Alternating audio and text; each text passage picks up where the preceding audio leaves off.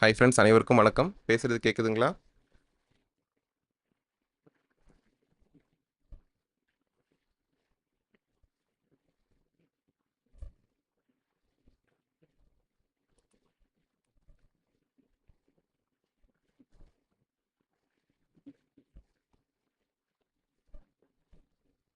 Hi friends, அனைவருக்கும் வணக்கம். பேசுறது கேட்குதுங்களா?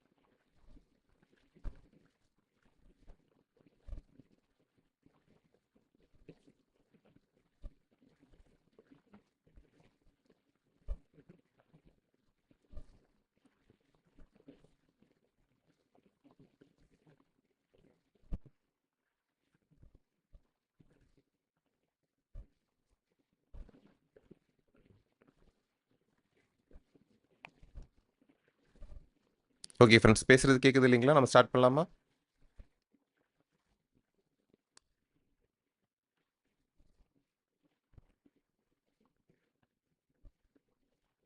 ஹாய் ஃப்ரெண்ட்ஸ், அனைவருக்கும் வணக்கம். நம்ம இன்னைக்கு பேங்க் ஃபினான்ஷியல் மேனேஜ்மெண்ட், ஓகேங்களா? பேங்க் ஃபினான்ஷியல் மேனேஜ்மெண்ட்டில் மாடியூல் சி பற்றி பார்க்கலாம், ஓகேங்களா ஃப்ரெண்ட்ஸ்? மாடியூல் சி வந்து பார்க்கலாம். இதில் வந்து ட்ரெஷரி மேனேஜ்மெண்ட், ஓகேங்களா? ட்ரெஷரி மேனேஜ்மெண்ட் அப்படின்ற கான்செப்ட் பற்றி இதில் பேசுகிறாங்க மாடியூல் சியில். ஓகே.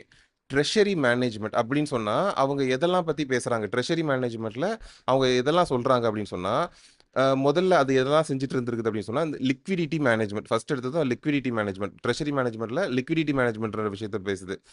இதுல என்ன பண்ணியிருக்காங்க அப்படின்னு சொன்னா, ஒரு பேங்க் வந்து அவங்களோட day to day payment applications இருக்கும் இல்லைங்களா? ஏதாவது பணம் குடுக்க வேண்டியிருக்குது. அப்படின்ற மாதிரி இருந்துச்சுன்னு சொன்னா, அத வந்து சரிவர செட்டில் பண்றதுக்கு நம்மள்ட்ட போதுமான கேஷ் இருக்கணும் இல்லைங்களா? போதுமான அளவுக்கு நம்மள்ட்ட கேஷ் இருக்கணும் இல்லைங்களா? ஸோ அந்த கேஷ் செட்டில்மெண்ட் பண்றதுக்கு நமக்கு போதுமான அளவுக்கு கேஷ் இருக்குதா அப்படின்றத மெயின்டெயின் பண்றது தான் இந்த லிக்விடிட்டி மேனேஜ்மெண்ட் பண்றாங்க. லிக்விடிட்டி மேனேஜ் பண்ணியிருக்காங்க. அது போக டெம்பரரியா அவங்கள்ட்ட வந்து சர்ப்ளஸா ஃபண்ட்ஸ் இருக்குது அப்படின்னு சொன்னா, ஃபண்ட்ஸ் வந்து அவங்கள்ட்ட வந்து சர்ப்ளஸா வச்சிருக்காங்க அப்படின்னு சொன்னா, அந்த சர்ப்ளஸா இருக்கிற ஃபண்ட்ஸ வந்து நம்ம வந்து எங்கேயாவது இன்வெஸ்ட் பண்ணலாமா? சர்ப்ளஸா நம்மள்ட்ட இருக்கிற ஃபண்ட்ஸ எதுலயாவது ஷேர்ஸ்லயோ, பாண்ட்ஸ்லயோ இல்ல வேற ஏதாவது ஒரு விஷயத்துல நம்ம வந்து இன்வெஸ்ட் பண்ணலாமா? அந்த மாரி விஷயங்கள பார்க்கறது. அதுக்கப்புறமா ஷார்ட் ஃபால்ஸ் வருது. ஏதாவது நம்மள்ட்ட வந்து கேஷ் வந்து கம்மியா இருக்குது. கையில வந்து கேஷ் பற்றாக்குறையா இருக்குது. நம்மளால நம்மளோட பேமெண்ட்ஸ் எதுவும் குடுக்க முடியாது அப்படின்னு சொல்லி வருது அப்படின்னு சொல்ற பட்சத்துல, நம்ம என்ன பண்றோம்? பாரோ பண்ணி நம்ம வந்து அமௌண்ட்ட செட்டில் பண்றதுக்கான வழிமுறைகள் பார்க்குறோம் இல்லைங்களா? இது எல்லாமே வந்து எதுல சொல்றாங்கன்னு சொன்னா, இந்த லிக்விடிட்டி மேனேஜ்மெண்ட் பண்றாங்க. இந்த லிக்விடிட்டி மேனேஜ்மெண்ட்ட யாரு பார்க்குறாங்க? ட்ரெஷரி மேனேஜ்மெண்ட் பண்றவங்க தான் இந்த லிக்விடிட்டி மேனேஜ்மெண்ட்டையும் பண்றாங்க. ஓகேங்களா? அடுத்து அடுத்து முக்கியமான ரோலா வந்து எத சொல்றாங்க அப்படின்னு சொன்னா, ரிசர்வ் ரிக்வயர்மென்ட் கம்ப்ளையன்ஸ்ன்னு சொல்றாங்க. ஓகேங்களா? ரிசர்வ் ரிக்வயர்மென்ட் கம்ப்ளையன்ஸ் அப்படின்னு சொன்னா நமக்கு என்ன தெரியும்? நமக்கு வந்து ஆர்பிஐ கிட்ட வந்து நம்ம ஒரு ஒரு பேங்க்கும் வந்து சர்டன் ரிசர்வ்ஸ் வந்து நம்ம மெயின்டெயின் பண்ண வேண்டியிருக்குது இல்லைங்களா? அப்போ அந்த ரிசர்வ்ஸ் என்னென்ன நம்ம சிஆர்ஆர், எஸ்எல்ஆர்லாம் மெயின்டெயின் பண்றோம் இல்லைங்களா? சிஆர்ஆர்ன்னு மெயின்டெயின் பண்றோம். அதுக்கப்புறமா நம்ம வந்து எஸ்எல்ஆர்ன்னு மெயின்டெயின் பண்றோம் இல்லைங்களா? இத எல்லாத்தையுமே மெயின்டெயின் பண்றது யாரு மெயின்டெயின் பண்றாங்க அப்படின்னு சொன்னா, இந்த ட்ரெஷரி மேனேஜ்மென்ட் இருக்காங்க பார்த்தீங்களா? இவங்க தான் வந்து அத வந்து ப்ராப்பரா மெயின்டெயின் பண்றாங்க. எவ்வளோ அமௌண்ட் வந்து நம்ம சிஆர்ஆர் வைக்கணும், எவ்வளோ அமௌண்ட் வந்து எஸ்எல்ஆர் வைக்கணும், இது கரெக்ட்டா இருக்குதா? அடுத்த தடவ ஃபண்ட்ஸ் வைக்கிற அளவுக்கு நம்ம சிஆர்ஆர் மெயின்டெயின் பண்ற அளவுக்கு நம்மள்ட்ட ஃபண்ட்ஸ் இருக்குதா? அப்படி இல்லன்னா நம்ம எங்கேருந்தெல்லாம் ஃபண்ட்ஸ வந்து கலெக்ட் பண்ணலாம். இந்த விஷயங்கள் எல்லாமே யார் பார்த்துக்கிறாங்கன்னு சொன்னா, ட்ரெஷரி மேனேஜ்மென்ட் பார்க்குறாங்க. ஸோ ரொம்ப முன்னாடி முன்னாடி டைம்ல அதாவது 1990ஸ்க்கு முன்னாடிலாம் பார்க்குறப்போ வந்து பார்த்தோம்னு சொன்னா, மெயினா இந்த லிக்விடிட்டி மேனேஜ்மென்ட் அதுக்கப்புறமா இந்த ரிசர்வ் ரெக்யர்மென்ட்ஸ் இருக்குது பார்த்தீங்களா? இதுதான் அவங்க வந்து மெயினா மேனேஜ் பண்ணிட்டு இருக்காங்கன்னு சொல்றாங்க. அதுக்கப்புறமா பார்த்தீங்கன்னு சொன்னா, மார்க்கெட் இன்டர்ஃபேஸ் ஓகேங்களா? இவங்க இவங்க வந்து ஒரு மார்க்கெட் இன்டர்ஃபேஸா இருக்காங்க. எப்படி என்ன பண்றாங்கன்னு சொன்னா, இந்த ஃபினான்ஷியல் மார்க்கெட்ஸ் நம்ம சொல்றோம் இல்லைங்களா? ஃபினான்ஷியல் மார்க்கெட்ஸ்ல வந்து என்னலாம் இருக்கும்? கேப்பிட்டல் மார்க்கெட்ன்னு இருக்கும். ஃபினான்ஷியல் மார்க்கெட்ல வந்து என்ன இருக்கும்? கேப்பிட்டல் மார்க்கெட்ன்னு இருக்கும். அ அ அது அதுல வந்து என்னன்னா, நம்ம லாங் டெர்ம் ஃபண்ட்ஸ்ன்னு சொல்லி பார்க்குறப்போ, நம்ம வந்து கேப்பிட்டல் மார்க்கெட் மூலியமா நம்ம வந்து போ வாங்கிக்க முடியும். அதே மாரி ஃபாரெக்ஸ் மார்க்கெட்டும் எதுல வரும்? நம்மளுடைய ஃபினான்ஷியல் மார்க்கெட். நம்ம இந்தியன் ஃபினான்ஷியல் சிஸ்டம் பார்க்குறப்போ பார்த்துருப்போம் ஓகேங்களா? இந்தியன் ஃபினான்ஷியல் சிஸ்டம் பார்க்குறப்போ ஃபினான்ஷியல் மார்க்கெட்ஸ் பத்தி படிச்சிருப்போம். அதில ஃபினான்ஷியல் மார்க்கெட்ஸ்ல என்னலாம் இருக்கும்? கேப்பிட்டல் மார்க்கெட் இருக்கும். ஃபாரெக்ஸ் மார்க்கெட் இருக்கும். ஃபாரெக்ஸ் மார்க்கெட்ல நமக்கு எதுவும் ஃபாரின் எக்ஸ்சேஞ்சஸ் நமக்கு எதுவும் தேவைப்படுது, அத வாங்கணும் அப்படின்னு சொன்னாலோ, இல்லன்னு சொன்னா முதலுக்காக நமக்கு பணம் தேவைப்படுது அப்படின்னு சொன்னாலோ, ஒரு ஒரு இன்டர்ஃபேஸா இருந்து இந்த ட்ரெஷரி மேனேஜ்மென்ட் மூலியமா தான் நம்ம வந்து ஃபண்ட்ஸ் எல்லாமே வாங்குறோம். எதுக்காக வாங்குறோம்? பா ஒண்ணு பாரோ பண்றோம். அவங்கள்ட்ட இருந்து பாரோ பண்றோம். இல்லன்னு சொன்னா நம்ம கடன் குடுக்குறதுக்காக அத வந்து வாங்குறோம். அப்படி இல்லன்னு சொன்னா ட்ரேடிங் பண்றாங்க. அதாவது பார்த்தோம்னு சொன்னா பேங்க்ல ட்ரேட் வந்து பண்றாங்க. அவங்கள்ட்ட வந்து சர்ப்ளஸா ஃபண்ட்ஸ் இருக்கிறப்போ, அந்த ஃபண்ட்ஸ வந்து ஏதாவது ஒரு இன்வெஸ்ட்மென்ட்ல போடணும் அப்படின்றப்போ, அதாவது இப்ப ட்ரேடுன்றப்போ ஷேர்ஸ் வந்து வாங்கி விப்பாங்க. ஓகேங்களா? ஷேர்ஸ் வந்து வாங்கி விப்பாங்க. இத வந்து தனியா ஒரு இன்வெஸ்ட்மென்ட்ன்னு சொல்லிட்டு வச்சு ஒரு டிபார்ட்மென்ட்டா வச்சு அவங்க வந்து இது வந்து ட்ரேடிங் பண்றாங்கன்னு சொல்றாங்க. ட்ரேடிங்குமே எதில பண்றாங்கன்னு சொன்னா செக்யூரிட்டீஸ்லயும் பண்றாங்களாம். அதே மாரி கரன்சிஸ்லயும் பண்றாங்களாம். ஓகேங்களா? கரன்சிஸ்னா யுஎஸ் டாலர்ஸ் இருக்குது. யுஎஸ் டாலர்ஸ் இருக்குதுன்னு சொன்னா, யுஎஸ் டாலர் வந்து இன்னைக்கு அப்ரிஷியேட் ஆகும். விலை வந்து கூடுறதுக்கு வாய்ப்பு இருக்குது அப்படின்னு சொல்லி நினைச்சாங்கன்னா, அத வந்து பை பண்ணிக்கிட்டு, அது வந்து கொஞ்சம் பாசிட்டிவா மேல போனதுக்கு அப்புறமா அத வந்து செல் பண்ணி அதுலேருந்து வந்து ஒரு லாபம் எடுப்பாங்க. இந்த மாதிரி இவங்க வந்து ஒரு மார்க்கெட் இன்டர்ஃபேஸா ஒரு பேங்க்குக்கும் ஃபினான்ஷியல் மார்க்கெட்ஸுக்கும் வந்து பார்த்தீங்கன்னு சொன்னா, ஒரு இன்டர்ஃபேஸா இருந்து இந்த இந்த பாரோ பண்றது, லெண்ட் பண்றது, ட்ரேடிங் பண்றது இந்த மாரி விஷயங்கள் எல்லாமே ட்ரெஷரி மேனேஜ்மென்ட் வந்து செஞ்சு குடுக்குறாங்க அப்படின்னு சொல்றாங்க. அதுக்கப்புறத்து பார்த்தீங்கன்னு சொன்னா, இந்த மார்க்கெட் ரிஸ்க் மேனேஜ்மென்ட் இருக்குது பார்த்தீங்களா ஃபிரெண்ட்ஸ்? இந்த ரிஸ்க் மேனேஜ்மென்ட்ல மெயினா இங்க நம்ம என்ன சொல்றோம் அப்படின்னு சொன்னா, இந்த இன்ட்ரெஸ்ட் ரேட் ரிஸ்க்கையும், அப்புறம் இந்த கரன்சி ரிஸ்க்கும் சொல்றாங்க. இன்ட்ரெஸ்ட் ரேட் ரிஸ்க்னா நம்ம நேத்து பார்க்குறப்பவும் பார்த்தோம். திடீர்னு நம்ம வந்து ஒரு ஒரு இன்ட்ரெஸ்ட் வச்சு குடுத்துட்டுருக்கோம். திடீர்னு வந்து இன்ட்ரெஸ்ட் ரேட் குறைஞ்சிருச்சு. லோனோட இன்ட்ரெஸ்ட் ரேட் குறையுது. நம்ம வந்து ரெப்போ ரேட்டோட லிங்க் பண்ணி குடுத்துருக்கோம். ரெப்போ ரேட்ஸ் வந்து குறையுது அப்படின்ற பட்சத்தில, நம்மளுடைய குடுத்த லோனோட இன்ட்ரெஸ்ட் ரேட்ஸும் குறையும். அப்ப நமக்கு வர வேண்டிய வருமானம் வந்து குறையும். இந்த மாதிரி வர ரிஸ்க்க வந்து நம்ம எப்படி மிட்டிகேட் பண்றது? நம்ம இந்த ரிஸ்க்லாம் எப்படி மேனேஜ் பண்றது? அப்படின்றத விஷயத்த எல்லாத்தையுமே இந்த இந்த மார்க்கெட் ரிஸ்க் மேனேஜ்மென்ட்ல பேசுறாங்க. ஓகேங்களா? இத செய்யறதும் யாரு செஞ்சு குடுக்குறாங்கன்னு சொல்லி பார்த்தீங்கன்னு சொன்னா, ட்ரெஷரி மேனேஜ்மென்ட் வந்து உங்களுக்கு செஞ்சு குடுக்குறாங்க. எதனால வர்ற ரிஸ்க்லாம் இன்ட்ரெஸ்ட் ரேட்னால வர்ற ரிஸ்க், அப்புறம் கரன்சி ரிஸ்க். கரன்சி ரிஸ்க்ன்றப்போ நம்ம வந்து யுஎஸ் டாலர்ஸ் நெறைய கையில வச்சிருக்கோம் அப்படின்னு சொன்னா, அந்த அமௌண்ட்ல வர்ற ஃப்ளக்சுவேஷன்ஸ்னால வர்ற ரிஸ்க் தான் அந்த கரன்சி ரிஸ்க்ல சொல்றாங்க. ஓகேங்களா ஃபிரெண்ட்ஸ்? கரன்சி ரிஸ்க்ல சொல்றாங்க. இந்த இந்த இந்த ரிஸ்க் இந்த மார்க்கெட் ரிஸ்க்ன்னு நம்ம சொல்றோம் இல்லைங்களா ஃபிரெண்ட்ஸ்? அதாவது இந்த இன்ட்ரெஸ்ட் ரேட், கரன்சி ரிஸ்க்ன்றது நமக்கு வந்து நார்மலா பார்க்குறப்போ நமக்கு கம்மியா தெரியும். ஆனா, பெரிய பெரிய கம்பெனிஸ் மல்டிநேஷனல் கம்பெனிஸ் இருக்கிறவங்க வந்து பார்த்தோம்னு சொன்னா, இவங்களுக்கு வந்து இது இது வந்து ஒரு பெரிய பாதிப்ப குடுக்குறதுக்கு வாய்ப்பு இருக்குதுன்னு சொல்றாங்க. நமக்கு வந்து சின்னதா ஒரு 50 காசு ஏறுது, 10 காசு இறங்குது, கூடுது இந்த மாரி நம்ம பார்த்துட்டு இருப்போம். ஆனா, அவங்க வந்து குரோர்ஸ் அண்ட் குரோர்ஸ் ஆஃப் அமௌண்ட்ட வந்து உள்ள போடுறப்போ, அ அந்த மைன்யூட் சேஞ்ச் வந்து ஒரு பெரிய பெரிய லெவல்ல வந்து உங்களுக்கு பாதிப்ப குடுக்குது. ஓகேங்களா? ஸோ அது வந்து இந்த இந்த மேனேஜ்மென்ட் வந்து முக்கியமான மேனேஜ்மென்ட் தான். ஓகேங்களா? அடுத்து பார்த்தோம்னு சொன்னா, இந்த asset liability management. Asset liability மேனேஜ்மென்ட்ட பொறுத்தவரைக்கும் என்னன்னு சொன்னா, நமக்கு மிஸ்மேட்சஸ் வருது இல்லைங்களா ஃபிரெண்ட்ஸ்? நம்ம நம்ம வந்து அசெட் வந்து எங்கேருந்து நம்மளோட அசெட் வந்து என்னது? நமக்கு வந்து லோன்ஸ் வந்து நம்மளோட அசெட் ஓகேங்களா? நம்மளோட லயபிலிட்டி வந்து நமக்கு டெபாசிட்ஸ் வந்து நம்மளோட லயபிலிட்டி ஓகேங்களா? இந்த டெபாசிட்ட வாங்கி தான் நம்ம வந்து லோன் குடுக்குறோம். அப்போ அ அப்போ டெபாசிட்டருக்கு வந்து நம்ம பணத்த அவங்க கேட்கிறப்போ நம்ம கண்டிப்பா திரும்ப குடுக்குற நிலைமையில நம்ம இருக்கணும். அப்போ லோனுக்கு ஒரு ஒரு ஒரு 6 மாசம் டெபாசிட் ஒருத்தர் போட்டிருக்காருன்னு சொன்னா, அந்த 6 மாச டெபாசிட்ட வச்சு நம்ம ஒரு 2 வருஷத்துக்குள்ள லோன நம்ம குடுத்துருக்கோம்னு சொன்னா, அது மூலியமா ஏதாவது ஒரு மிஸ்மேட்ச் வந்துச்சு அப்படின்னு சொன்னா, அந்த மிஸ்மேட்ச சரி பண்ற லெவலுக்கு நம்ம இருக்கணும். அதையும் அந்த விஷயத்தையும் பார்த்துக்கிறது யாரு பார்த்துக்கிறாங்கன்னு சொன்னா, ட்ரெஷரி மேனேஜ்மென்ட் தான் பார்த்துக்கிறாங்க. ஓகேங்களா? நெக்ஸ்ட்டு ஸோ இன்டகிரேட்டட் ட்ரெஷரி அப்படின்னு சொல்லி சொல்றாங்க ஓகேங்களா ஃப்ரெண்ட்ஸ். இந்த இன்டகிரேட்டட் ட்ரெஷரியில வந்து அவங்க எத பத்தி பேசுறாங்கன்னு சொன்னா, இத வந்து ஒரு சென்ட்ரலைஸ்டு மேனேஜ்மென்ட்டா கன்சிடர் பண்ணி, எல்லா மார்க்கெட் ரிலேட்டட் ஆக்டிவிட்டீஸும் இதுல வந்து கம்பைனா வருதுன்னு சொல்றாங்க. அதாவது என்னன்னா, கம்பைனிங் த மனி மார்க்கெட்டு, அதுக்கப்புறமா செக்யூரிட்டீஸ் மார்க்கெட்டு, அதுக்கப்புறமா ஃபாரின் எக்ஸ்சேஞ்ச் ஆப்பரேஷன்ஸ் எல்லாமே ஒரு சிங்கிள் யூனிட்டா வந்து இந்த இந்த ட்ரெஷரி மேனேஜ்மென்ட்ல கொண்டு வராங்கன்னு சொல்றாங்க. அதுதான் இன்டகிரேட்டட் ட்ரெஷரி அப்படின்னு சொல்லி சொல்றாங்க ஓகேங்களா. அதாவது நம்ம முன்னாடி பார்த்தோம்னு சொன்னா, அது வந்து பேசிக்கா லிக்விடிட்டி மேனேஜ்மென்ட்டும் ரிசர்வ் ரிக்வயர்மெண்ட்ஸ் கம்ப்ளைண்ட்ஸ் மட்டும் தான் பண்ணதா சொல்றாங்க. அப்புறமா பார்க்குறப்போ, எல்லா எல்லா விதமான ஆக்டிவிட்டீஸையும் இதுக்குள்ள கொண்டு வரதா சொல்றாங்க. அதுல வந்து இந்த money market, securities market, foreign exchange market இது எல்லாமே உள்ள வருது அப்படின்னு சொல்லி சொல்றாங்க. ஓகேங்களா. அடுத்து பார்த்தோம்னு சொன்னா, இன்டகிரேட்டட் கேஷ் ஃப்ளோ மேனேஜ்மென்ட் ஓகேங்களா. இன்டகிரேட்டட் கேஷ் ஃப்ளோ மேனேஜ்மென்ட்ல இவங்க என்ன சொல்றாங்கன்னா, ட்ரெஷரி மேனேஜ்மென்ட்ன்றது இது வந்து இப்ப இந்த குளோபலைசேஷன் இந்த மாரி கான்செப்ட்லாம் வந்ததுக்கு அப்புறம் என்னன்னு சொல்றாங்கன்னா, நம்ம வந்து அ ஒரு நம்ம ருப்பி கேஷ் ஃப்ளோவுக்கும் ஃபாரின் கேஷ் ஃப்ளோக்கும் எந்த விதமான டிஃபரன்ஸும் நம்ம வச்சுக்கிறது கிடையாது அப்படின்னு சொல்றாங்க. ருப்பி கேஷ் ஃப்ளோ இது வந்து ருப்பீஸ் நமக்கு தனியா வந்திருக்குது. ஃபாரின் கேஷ் வந்து தனியா வந்திருக்குது அப்படின்னு சொல்றது கிடையாது. 2யுமே ஒரு சிங்கிள் குளோபல் பூலா தான் அவங்க வந்து மேனேஜ் பண்றாங்கன்னு சொல்றாங்க. ஓகேங்களா. அது வந்து இன்டகிரேட்டட் கேஷ் ஃப்ளோ மேனேஜ்மென்ட் அப்படின்னு சொல்லி சொல்றாங்க. ஓகேங்களா. அடுத்து பார்த்தீங்கன்னு சொன்னா இன்ட்ரெஸ்ட் ஆர்பிட்ரேஜ்ன்னு சொல்றாங்க. இன்ட்ரெஸ்ட் ஆர்பிட்ரேஜ் அப்படின்னு சொன்னா என்னன்னா, அ ஒரு மார்க்கெட்ல வந்து ஒரு மார்க்கெட்ல வந்து எக்ஸ்ன்ற மார்க்கெட்ல வந்து ஒரு ரேட்ல இன்ட்ரெஸ்ட் இன்ட்ரெஸ்ட் ரேட் இருக்குது. ஒய்ன்ற மார்க்கெட்ல வந்து இன்னொரு இன்ட்ரெஸ்ட் ரேட் இருக்குது. அதுல வந்து ஒரு சின்ன கேப் இருக்குது. ஒரு சின்ன கேப் கிடைக்குது அப்படின்னு சொன்னா, அந்த ஒரு சின்ன டிஃபரன்ஸுக்காக அந்த அந்த மார்க்கெட்ட போய் எங்க கம்மியா இருக்குதோ அங்க வாங்கி, எங்க ஜாஸ்தியா இருக்குதோ அங்க வந்து சேல் பண்றாங்க இல்லைங்களா? ஸோ அந்த மாரி விஷயத்த தான் என்ன சொல்றாங்கன்னு சொன்னா, இன்ட்ரெஸ்ட் ரேட் ஆர்பிட்ரேஜ்ன்னு சொல்றாங்க. எந்த இடத்துல இன்ட்ரெஸ்ட் வந்து கம்மியா கிடைக்குதோ, அங்க வந்து நம்ம ஃபண்ட்ஸ் எடுத்துக்கிட்டு, எங்க வந்து ஜாஸ்தி கிடைக்குதோ, அங்க வந்து நம்ம அத வந்து சேல் பண்றோம். ஓகேங்களா? அங்க அத வந்து குடுக்குறோம். இன்வெஸ்ட் பண்றோம். ஸோ இத வந்து இன்ட்ரெஸ்ட் ரேட் ஆர்பிட்ரேஜ்ன்னு சொல்றாங்க. அதுக்கடுத்து ஆக்சஸ் டூ குளோபல் ரிசோர்ஸஸ் ஓகேங்களா? ஸோ இது மூலியமா நம்ம வந்து குளோபல் ரிசோர்ஸஸ் வந்து எல்லாத்தையுமே ஆக்சஸ் கிடைக்குது நமக்கு. Sourcing funds from wherever they are cheapest globally. ஒரு நம்ம நம்ம வந்து வேர்ல்டுல எங்க வந்து நமக்கு வந்து ஃபண்ட்ஸ் வந்து சீப்பா கிடைக்குதோ, அங்கருந்து நம்ம வந்து அந்த ஃபண்ட்ஸ வந்து நம்ம எடுத்துக்கிறோம். ஓகேங்களா? ஸோ அதுதான் வந்து குளோபல் ரிசோர்ஸ்ல சொல்றோம். ஆக்சஸ் டூ குளோபல் ரிசோர்ஸ்ன்னு சொல்றாங்க. முன்னாடி மாதிரி நம்ம வந்து ஒரு பிளேஸ்ல இருந்து தான் நமக்கு வந்து ஃபண்ட்ஸ் கிடைக்கணும் அப்படின்ற அவசியம் கிடையாது. நம்ம நாட்டுக்குள்ள இருந்து மட்டும் தான் உங்களுக்கு ஃபண்ட்ஸ் கிடைக்கணுன்ற அவசியம் கிடையாது. ஆல் ஓவர் வேர்ல்டு நம்ம எங்க இருந்தனாலும் நம்ம ஃபண்ட்ஸ் வந்து எடுத்துக்கவும் முடியும். நம்ம ஃபண்ட்ஸ் வந்து எடுத்துக்கவும் முடியும். அவங்களுக்கு ஃபண்ட்ஸ் வந்து நம்ம கடன் குடுக்குறதுக்கும் நமக்கு வாய்ப்பு இருக்குது. அதுக்கடுத்து corporate demand for high end சர்வீசஸ்ன்னு சொல்றாங்க.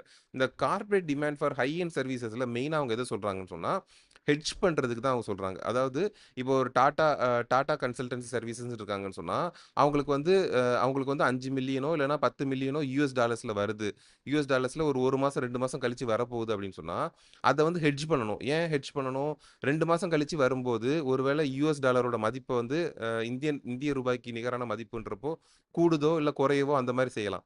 ஒருவேளை இவங்களுக்கு அகைன்ஸ்ட்டா அது வந்து ரொம்ப குறைஞ்சிருச்சு அப்படின்னு குறைஞ்சிருச்சு அவங்களோட ப்ராஃபிட் வந்து குறையும் அப்படின்னு சொன்னா, அவங்களுக்கு வந்து ஒரு ஒரு சிக்கல உண்டாக்கும். அதனால என்ன பண்ணுவாங்க, அவங்களுக்கு வந்து அத ஹெட்ஜ் பண்ண வேண்டியிருக்கும். அந்த ஃபாரின் கரன்சி உள்ள வர யுஎஸ் டாலர் வந்து ஹெட்ஜ் பண்ணி வைப்பாங்க. அந்த ஹெட்ஜ் பண்ணி குடுக்குறதுக்கு அவங்களுக்கு ஹெட்ஜ் பண்ணி குடுக்குறதுக்காக இந்த நம்ம பேங்க்ஸோடைய ட்ரெஷரி டிபார்ட்மெண்ட்ட வந்து இவங்க வந்து அணுகுவாங்க அப்படின்னு சொல்றாங்க. ஓகேங்களா? அததான் வந்து corporate demand for high end services அப்படில சொல்றாங்க. ஓகேங்களா?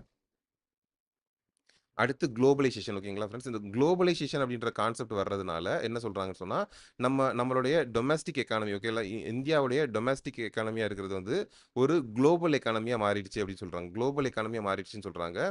மணி வந்து இன்வெஸ்ட்மென்ட் பர்ப்பஸ்க்காக நம்ம நாட்டுல இருந்து வேற நாட்டுக்கு போகுது. வேற நாட்டுல இருந்து நம்ம நாட்டுக்கு இன்வெஸ்ட்மென்ட் வருது. நம்ம வந்து மற்ற நாடுகளுக்கு லெண்ட் பண்றோம். அதே மாரி மற்ற நாடுகள் நமக்கு லெண்ட் பண்றாங்க. நம்ம பாரோ பண்றோம். அவங்க நம்மள்ட்ட இருந்து பாரோ பண்றாங்க. ஸோ ஸோ வந்து இது நம்ம குளோபலைசேஷன் அப்படின்ற கான்செப்ட் வந்ததுனால நம்ம வந்து மொத்தமா ஒரே எக்கானமியா மாறிடுறோம். எல்லா கண்ட்ரீஸோட எக்கானமியும் ஒரே எக்கானமியா மாறிடுது. ஓகேங்களா? ஸோ இப்போ இது வந்து ஒரு எக்கானமியே மாறிடுச்சு. மாறுனதுக்கு அப்புறம் கேப்பிட்டல் ஃப்ளோ வந்து எப்படி நடக்குது? குளோபலைசேஷன்ற ஒரு கான்செப்ட் வந்ததுக்கு அப்புறமா கேப்பிட்டல் ஃப்ளோ ஒரு நாட்டுல இருந்து இன்னொரு நாட்டுக்கு வந்து எப்படி ஃப்ளோ நடக்குது? என்னென்ன மாரி மெத்தட்ல பண்றாங்க அப்படின்னு சொல்றாங்க. அதுல என்ன சொல்றாங்கன்னு பார்த்தீங்கன்னு சொன்னா ஃபர்ஸ்ட்டு போர்ட்ஃபோலியோ இன்வெஸ்ட்மென்ட்னு சொல்றாங்க ஓகேங்களா? போர்ட்ஃபோலியோ இன்வெஸ்ட்மென்ட்ல என்ன சொல்றாங்கன்னு சொன்னா, ஃபாரின்ல இருக்கிறாங்களே, இப்ப யுஎஸ்ஏல இருக்கிறாங்கன்னு சொன்னா, அந்த இன்வெஸ்டர்ஸ் வந்து நம்மளுடைய நாட்டு இந்தியன் ஸ்டாக்ஸையோ, இல்லன்னா பாண்டையோ வாங்குறாங்க அப்படின்றப்போ, போர்ட்ஃபோலியோ இன்வெஸ்ட்மென்ட் வருது அப்படின்னு சொல்றாங்க. இது எப்படி? இப்போ வந்து யுஎஸ்ல இருக்கிற ஒருத்தவங்க வந்து நம்ம டாடா கன்சல்டன்சி சர்வீசஸ் வந்து நல்லா போயிட்டு இருக்குது. இந்த கம்பெனி வந்து நல்லா போகுது. அப்போ இதுலருந்து இன்வெஸ்ட் பண்ணலாம் அப்படின்னு சொல்லி முடிவு பண்ணி நம்மளோட டாடா கன்சல்டன்சி சர்வீஸ் ஸ்டாக்க வந்து வாங்கலாம். அது போக நம்ம வந்து இத நம்ம கவர்மெண்ட் குடுக்குற பாண்ட் வந்து ஸ்டேபிளா இருக்கும். இந்தியன் கவர்மெண்டோட பாண்ட்ஸ் வந்து ஸ்டேபிளா இருக்கும். நம்ம தைரியமா அந்த பாண்ட வாங்கலாம். நமக்கு குடுத்த பணத்த திரும்ப கவர்மெண்ட் குடுத்துரும் அப்படின்ற நம்பிக்கை இருந்துச்சு அப்படின்னு சொன்னா, அவங்க நம்மளோட பாண்ட்ஸ்ல ஏதாவது இன்வெஸ்ட் பண்றதுக்கு வாய்ப்பு இருக்குது. ஸோ நம்மளோட கவர்மெண்ட் பாண்ட்ஸ்லயோ இல்லன்னு சொன்னா நம்மளோட கம்பெனியோட கார்ப்பரேட் பாண்ட்ஸ்லயோ வந்து அவங்க இன்வெஸ்ட் பண்றதுக்கான வாய்ப்புகள் இருக்குது. ஸோ இத வந்து போர்ட்ஃபோலியோ இன்வெஸ்ட்மென்ட் அப்படின்னு சொல்றோம். அடுத்து பார்த்தோம்னு சொன்னா, ஃபாரின் டைரக்ட் இன்வெஸ்ட்மென்ட் சொல்றாங்க. எஃப்டிஐ ஓகேங்களா? ஃபாரின் டைரக்ட் இன்வெஸ்ட்மென்ட்ட பொறுத்தவரைக்கும், இது வந்து ஒரு லாங் டெர்ம் இன்வெஸ்ட்மென்ட்ன்னு சொல்றாங்க. ஓகேங்களா? லாங் டெர்ம் இன்வெஸ்ட்மென்ட்டா இருக்கும். அங்க என்ன பண்றாங்கன்னு சொன்னா, ஃபாரின் கம்பெனி இருக்கிறாங்க பார்த்தீங்களா ஃபிரெண்ட்ஸ், அவங்க வந்து ஃபாரின் கம்பெனியா இருக்கிறவங்க வந்து ஆல்ரெடி நம்ம இந்தியன் கம்பெனி இருக்கிறவங்கள்ட்ட வந்து ஒரு ஒரு 50% அ 60% அவங்க வந்து இன்வால்வ் ஆகி கேப்பிட்டல் வந்து அவங்க வந்து புரொவைட் பண்ணி, இங்க வந்து ஒரு பிசிக்கல் பிரசன்ஸும் இந்தியால வந்து ஒரு பிசிக்கல் பிரசன்ஸும் குடுக்கலாம். அப்படி இல்லன்னு சொன்னா, நம்மளுடைய கம்பெனில வந்து ஒரு ஒரு முக்கியமான மேஜர் போர்ஷன் அவங்க வாங்கலாம். வாங்கலான்றா கேப்பிட்டலுக்கு வந்து அவங்களும் அவங்களும் அவங்களோட பங்கீட வந்து குடுப்பாங்க. ஓகேங்களா? ஃபாரின் டைரக்ட் இன்வெஸ்ட்மென்ட்ன்னு வரும்போது, இங்க வந்து ஏதோ ஒரு எலக்ட்ரானிக் கம்பெனி இல்ல எலக்ட்ரானிக்ஸ் கம்பெனி ஏதோ ஒரு இருக்குதுன்னு சொன்னா, அவங்க வந்து நல்லா ஏதோ ஒரு விஷயத்த மேனுஃபேக்சர் பண்றாங்க. இல்லன்னா ஒரு கார் கம்பெனி இருக்குது. நல்லா நல்லா மேனுஃபேக்சர் பண்ணிட்டு இருக்காங்க அப்படின்னு சொன்னா, அந்த கார் கம்பெனில வந்து இவங்க இவங்க வந்து அவங்களோட முதலீட வந்து போடுவாங்க. ஸோ இது வந்து ஒரு லாங் டெர்ம் இன்வெஸ்ட்மென்ட்டா அவங்களுக்கு இருக்கும். ஓகேங்களா? அடுத்து பார்த்தோம்னு சொன்னா, எக்ஸ்டர்னல் கமர்ஷியல் பாரோயிங்ன்னு சொல்றாங்க. இந்த எக்ஸ்டர்னல் கமர்ஷியல் பாரோயிங்ஸ பொறுத்தவரைக்கும், இப்ப நம்மளோட இந்தியன் கம்பெனி இருக்கிறாங்க. நம்மளோட இந்தியன் கம்பெனிஸ் இருக்காங்க. அவங்க வந்து ஃபாரின் சோர்சஸ் கிட்ட இருந்து, ஃபாரின்ல இருக்கிற ஒரு பேங்க் கிட்ட இருந்தோ, இல்லன்னா அங்க இருக்கிற மார்க்கெட்ஸ்ல அங்க அங்க இருக்கிற ஒரு கம்பெனி கிட்ட இருந்தோ, ஃபாரின் கரன்சில வந்து கடன் வாங்குறாங்க. ஓகேங்களா? ஃபாரின் கரன்சில கடன் வாங்குறாங்க. இது வந்து ஃபாரின் கரன்சில தான் அவங்க வந்து கடன் வாங்கணும்னு கிடையாது. இந்தியன் கரன்சிலயும் அவங்க வந்து வாங்க முடியும். இந்தியன் கரன்சிலயே வந்து வாங்க முடியும். அத வந்து என்ன சொல்றோம்னு சொன்னா, எக்ஸ்டர்னல் கமர்ஷியல் பாரோயிங் சொல்றாங்க. ஸோ இந்த எக்ஸ்டர்னல் கமர்ஷியல் பாரோயிங் மூலியமா நமக்கு வந்து கேப்பிட்டல் வந்து நம்ம நாட்டுக்கு வெளிநாட்டுல இருந்து கேப்பிட்டல் ஃப்ளோ வந்து நம்ம நாட்டுக்கு வர்றதுக்கு வாய்ப்பு இருக்கு. அதே மாரி இஷ்யூ ஆஃப் ஈக்விட்டி டெப்ட் இன் குளோபல் மார்க்கெட்ஸ்ன்னு சொல்றாங்க. அதாவது ஈக்விட்டினா நம்ம என்ன சொல்றோம்? ஷேர்ஸ்ன்னு சொல்றோம். ஓகேங்களா? ஷேர்ஸ்ன்றது என்னது? இப்ப இப்ப நம்ம இந்தியன் கம்பெனி ஒருத்தவங்க இருக்கிறாங்க. உதாரணத்துக்கு டிடிஎஸ் டாடா மோட்டார்ஸ்ன்னு எடுத்துக்கலாம். இப்ப டாடா மோட்டார்ஸ் இருக்கிறாங்கன்னு வச்சுக்குவோமே, அவங்க வந்து என்ன பண்றாங்க? வெளிநாட்டுல போயி நம்ம நாட்டுல டாடா மோட்டார்ஸோட ஷேர்ஸ் இருக்குது. அந்த ஷேர்ஸ வந்து ஒரு யுஎஸ்ஏலயோ இல்லன்னா ஒரு இங்கிலாந்துலயோ அவங்க வந்து லிஸ்ட் பண்ணணும். யுஎஸ்ஏல வந்து நியூயார்க் ஸ்டாக் எக்ஸ்சேஞ்சுன்னு இருக்குதுன்னு சொன்னா, அந்த ஸ்டாக் எக்ஸ்சேஞ்சுலயும் நம்மளுடைய கம்பெனியோட ஷேர வந்து அவங்க லிஸ்ட் பண்ணணும்னு ஆசைப்பட்டு, அங்க லிஸ்ட் பண்றாங்க. அப்படி லிஸ்ட் பண்றப்ப என்ன ஆகும்? நம்மளுடைய யுஎஸ்ஏல இருந்தும் நமக்கு வந்து ஃபண்ட்ஸ் கிடைக்கும். யுஎஸ்ஏல இன்வெஸ்டர் வந்து டாடா மோட்டார்ஸ்ல இன்வெஸ்ட் பண்ணுவாரு. அது மூலியமா நமக்கு வந்து ஃபண்ட்ஸ் கிடைக்கும். அதே மாதிரி நம்ம டெப்ட்டும் வாங்கலாம். நம்ம நம்ம வந்து பாண்ட்ஸ் டாடா மோட்டார்ஸ்ன்னு எடுத்துக்கிட்டாங்கன்னு சொன்னா, டாடா மோட்டார்ஸ் வந்து பாண்ட்ஸ் இஷ்யூ பண்ணி, ஃபாரின்ல இருக்கிற மக்களுக்கு வந்து பாண்ட்ஸ் இஷ்யூ பண்ணி, அந்த பாண்ட்ஸ் மூலியமாவும் நம்ம வந்து பணம் வாங்க முடியும் மக்கள்ட்ட இருந்து. ஸோ இதுதான் வந்து சொல்றாங்க. இஷ்யூ ஆஃப் ஈக்விட்டி அண்ட் டெப்ட் இன் குளோபல் மார்க்கெட்ஸ். குளோபல் மார்க்கெட்ல நம்ம வந்து ஷேர்ஸையோ இல்லன்னா டெப்ட் மூலியமாவோ நம்ம வந்து பணம் வந்து இது மூலியமா வாங்க முடியும். ஈக்விட்டி மூலியமாவோ, டெப்ட் மூலியமாவோ நம்மளால வாங்க முடியும் அப்படின்றத சொல்றாங்க. ஓகேங்களா? அடுத்து ஃபாரின் எக்ஸ்சேஞ்ச் பிசினஸ் ஓகேங்களா? அ ட்ரெஷரி ட்ரெஷரி வந்து ப்ராஃபிட் வந்து எப்படிலாம் வருதுன்னு சொல்றாங்க ஓகேங்களா? ட்ரெஷரிக்கு வந்து ப்ராஃபிட் வந்து எந்தெந்த மாரி இடத்துல இருந்துலாம் வர்றதுக்கான வாய்ப்புகள் இருக்குது அப்படின்னு சொல்றாங்க ஓகேங்களா? அதுல வந்து என்ன சொல்றாங்கன்னு சொன்னா, foreign exchange business profiting from the difference spread between the buying and selling rates of the foreign currencies for customers ஓகேங்களா? இதுல வந்து என்ன சொல்றாங்கன்னா, அ இப்போ வந்து பேங்க் இருக்கிறாங்கன்னு வச்சுக்கோங்களேன் ஃபிரெண்ட்ஸ். ட்ரெஷரி மேனேஜ்மென்ட்க்கு வந்து எங்க இருந்தெல்லாம் ட்ரெஷரிக்கு வந்து எங்க இருந்தெல்லாம் ப்ராஃபிட் கிடைக்கும்ன்றத சொல்றாங்க. அதுல வந்து ஃபர்ஸ்ட் எது சொல்றாங்கன்னு சொன்னா, ஃபாரின் எக்ஸ்சேஞ்ச் பிசினஸ்ல இருந்து வரும்னு சொல்றாங்க. ஸோ ஃபாரின் எக்ஸ்சேஞ்ச் பிசினஸ பொறுத்தவரைக்கும் பேங்க் என்ன பண்றாங்க அப்படின்னு நம்ம பார்த்தோம்னு சொன்னா, இப்போ வந்து ஒரு யுஎஸ் டாலர வந்து நம்ம பை பண்றோம்னு வச்சுப்போம். ஒரு பேங்க் வந்து யுஎஸ் டாலர் வந்து பை பண்றாங்கன்னா, அத வந்து ஒரு ₹83க்கு பை பண்றாங்கன்னு வச்சுக்கலாம். ஓகேங்களா? ஒரு ₹83க்கு பேங்க் வந்து பை பண்ணுவாங்க. ஆனா இதுவே செல் பண்றப்போ ஒரு யுஎஸ் டாலர வந்து ஒரு நம்ம பேங்க் செல் பண்றாங்கன்னு சொன்னா, அது ஒரு ₹84 நான் நான் சும்மா சொல்றேன். இது வந்து பார்த்தீங்கன்னா 0.10, 0.20 அந்த மாரிலாம் நடக்கும்னு சொல்றாங்க. நான் ஒரு உதாரணத்துக்கு சொல்றேன் சும்மாங்க. ஸோ ₹83க்கு டாலர வாங்குறாங்க. அது பார்த்தீங்கன்னு சொன்னா ₹84க்கு அந்த டாலர வந்து செல் பண்றாங்க. ஸோ அப்ப அதனால நமக்கு வந்து இதுல வந்து ஒரு ஸ்ப்ரெட் இருக்குது. இதுல வந்து ஒரு டிஃபரன்ஸ் இருக்குது. அந்த அந்த டிஃபரன்ஸ்னால நமக்கு கொஞ்சம் லாபம் கிடைக்கும் இல்லைங்களா? இதனால ட்ரெஷரிக்கு வந்து ஒரு ப்ராஃபிட் கிடைக்கும்னு சொல்றாங்க. இதனால ட்ரெஷரிக்கு ப்ராஃபிட் கிடைக்கும்னு சொல்றாங்க. அதுக்கப்புறமா பார்த்தீங்கன்னு சொன்னா money market deals. Money market டீல்ஸ்னா என்னது? நமக்கு வந்து அ தெரியும். ஓவர் நைட்டா ஓவர் நைட்ல ஒரு பேங்க் இன்னொரு பேங்க்குக்கு கடன் குடுப்பாங்க. திரும்ப கடன் வாங்குவாங்க. ஓகேங்களா? ஸோ எக்ஸ்ன்னு ஒரு பேங்க் இருக்குதுன்னு சொன்னா, அவங்க வந்து ஒரு ஒய்ன்ற பேங்க்குக்கு நைட்டு நைட்டு மட்டும் ஒரு நாள் நைட்டுக்கு மட்டும் கடன் குடுக்குறாங்க அப்படின்னு சொன்னா, அது மூலியமா அவங்களுக்கு வந்து ஒரு இன்கம் கிடைக்கும். ஓகேங்களா? அது மூலியமா அவங்களுக்கு ஒரு இன்ட்ரெஸ்ட் கிடைக்கும். ஸோ அது வந்து ட்ரெஷரிக்கு வந்து ப்ராஃபிட்டா வரும்னு சொல்றாங்க. அது வந்து ட்ரெஷரி டிபார்ட்மென்ட்க்கு ப்ராஃபிட்டா வரும்னு சொல்றாங்க. அதுக்கப்புறம் பார்த்தீங்கன்னு சொன்னா, இன்வெஸ்ட்மென்ட் ஆக்டிவிட்டி. நம்ம முன்னாடியே பார்த்த மாதிரி, சர்ப்ளஸா வந்து ட்ரெஷரியில ஃபண்ட்ஸ் இருக்குது அப்படின்றப்போ, அந்த சர்ப்ளஸா இருக்கிற ஃபண்ட்ஸ வந்து அவங்க வந்து எங்கெல்லாம் வைக்கிறாங்கன்னு சொல்றாங்க. கவர்ன்மென்ட் பாண்ட்ஸ் இல்லன்னு சொன்னா கார்ப்பரேட் பாண்ட்ஸ் இருக்குது பார்த்தீங்களா? ஸோ அதுல வந்து இன்வெஸ்ட் பண்ணுவாங்க. அதுலேருந்து வந்து அவங்க வந்து பணம் ப்ராஃபிட் சம்பாதிக்கிறதுக்கு வழி பண்ணுவாங்க அப்படின்னு சொல்றாங்க. அதுக்கப்புறம் பார்த்தீங்கன்னா, சொன்னா இன்ட்ரெஸ்ட் ரேட் ஆர்பிட்ரேஜ். ஸோ இந்த முன்னாடியே நம்ம பார்த்தோம் இல்லையா? இன்ட்ரெஸ்ட் ரேட் ஆர்பிட்ரேஜ்ன்றது. இந்த இன்ட்ரெஸ்ட் ரேட் ஆர்பிட்ரேஜ்ன்றது வந்து என்னன்னா, ஆ நெறைய விஷயங்கள்ல இருக்குது. இப்போ உதாரணத்துக்கு என்னன்னு சொன்னா, இப்போ இப்போ வந்து ஜப்பான் கரன்சில வந்து யென்ல வந்து பார்த்தீங்கன்னு சொன்னா, இன்ட்ரெஸ்ட் ரேட் வந்து ரொம்ப கம்மியா தான் இருக்குது. 0.10 இந்த மாரி தான் இன்ட்ரெஸ்ட் ரேட் இருக்குது அப்படின்னு சொன்னா, இவங்க என்ன பண்றாங்கன்னு சொன்னா, ஜப்பான் கரன்சி யென்ன்னு இருக்குதுன்னு வச்சுக்கோங்களேன். அத வந்து இந்தியன் கரன்சியா கன்வெர்ட் பண்றாங்க. அத வந்து இந்தியன் கரன்சியா கன்வெர்ட் பண்ணிட்டு, இந்தியன் கரன்சில நமக்கு வந்து இன்ட்ரெஸ்ட் ரேட் என்ன இருக்குது? 7% அந்த மாரி இருக்குது பார்த்தீங்களா? ஸோ நமக்கு இதுல வந்து ஒரு லாபம் கிடைக்குது. ஸோ இங்க வந்து கம்மியான இன்ட்ரெஸ்ட் ரேட்டுக்கு வாங்கி, இங்க இந்தியன் ரூபில வந்து அதிகமான இன்ட்ரெஸ்ட் ரேட்டுக்கு நம்ம வந்து சேல் பண்றோம். அதாவது இன்வெஸ்ட் மக்களுக்கு வந்து லோன் குடுக்குறோம். ஸோ இது மூலியமா நம்ம வந்து ப்ராஃபிட் ஏர்ன் பண்றோம் இல்லைங்களா? ஸோ இதெல்லாம் தான் என்ன சொல்றாங்கன்னு சொன்னா, இன்ட்ரெஸ்ட் ஆர்பிட்ரேஜ்ன்னு சொல்றாங்க. ஓகேங்களா? இன்ட்ரெஸ்ட் ஆர்பிட்ரேஜ்ன்னு சொல்றாங்க. வேற ஒரு உதாரணம் எடுத்துக்கணும்னு சொன்னா, இப்ப இப்ப நம்ம கையில வந்து இந்தியன் ரூபீஸ் இருக்குதுன்னு வச்சுப்போம். இப்ப நம்ம கையில வந்து பேங்க் வந்து நெறைய இந்தியன் ரூபி வச்சிருக்காங்க. ஸோ இப்ப இந்த இந்தியன் ரூபிய வச்சு அவங்க வந்து ஒரு லோன் மூலியமா வந்து ஒரு 4% 5% சும்மா பேருக்கு எடுத்துக்கோ. ஒரு ஒரு 4% 5% இந்த இந்தியன் மணி மூலியமா ஒரு டெபாசிட்ல மூலியமா அவங்களுக்கு கிடைக்குது அப்படின்னு சொல்லி நம்ம எடுத்துக்கலாம்.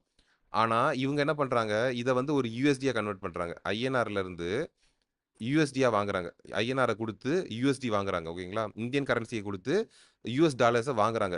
அந்த யுஎஸ் டாலர்ஸ வாங்கிக்கிட்டு, இந்த யுஎஸ் டாலர இன்வெஸ்ட் பண்றாங்க. ஓகேங்களா? யுஎஸ் டாலர ஃபாரின் கண்ட்ரில இன்வெஸ்ட் பண்றாங்க. இன்வெஸ்ட் பண்ணி, அது மூலியமா நம்ம 5% நமக்கு லாபம் கிடைக்கும்ன்றது பார்த்தீங்களா?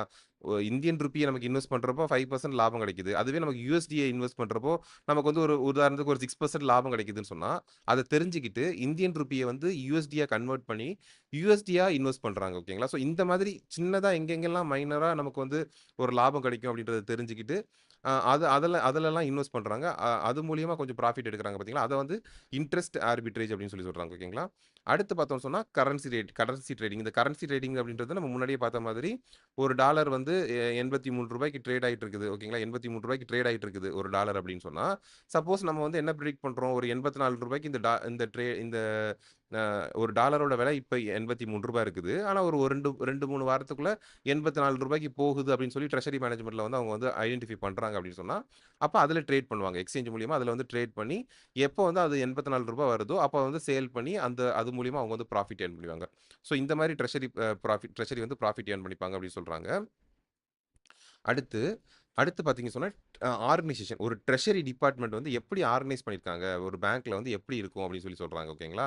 இதுல என்ன சொல்றாங்கன்னு பார்த்தீங்கன்னா, டிபார்ட்மெண்ட் இது வந்து it operates as a division within a bank's head office. ஓகேங்களா? ஒரு ஒரு பேங்கோட ஹெட் ஆஃபீஸ்ல வந்து பார்த்தோம்னு சொன்னா, இது வந்து ஒரு தனி டிவிஷனா இருக்கும்னு சொல்றாங்க. இது வந்து தனியா தனியா இருக்கும்னு சொல்றாங்க.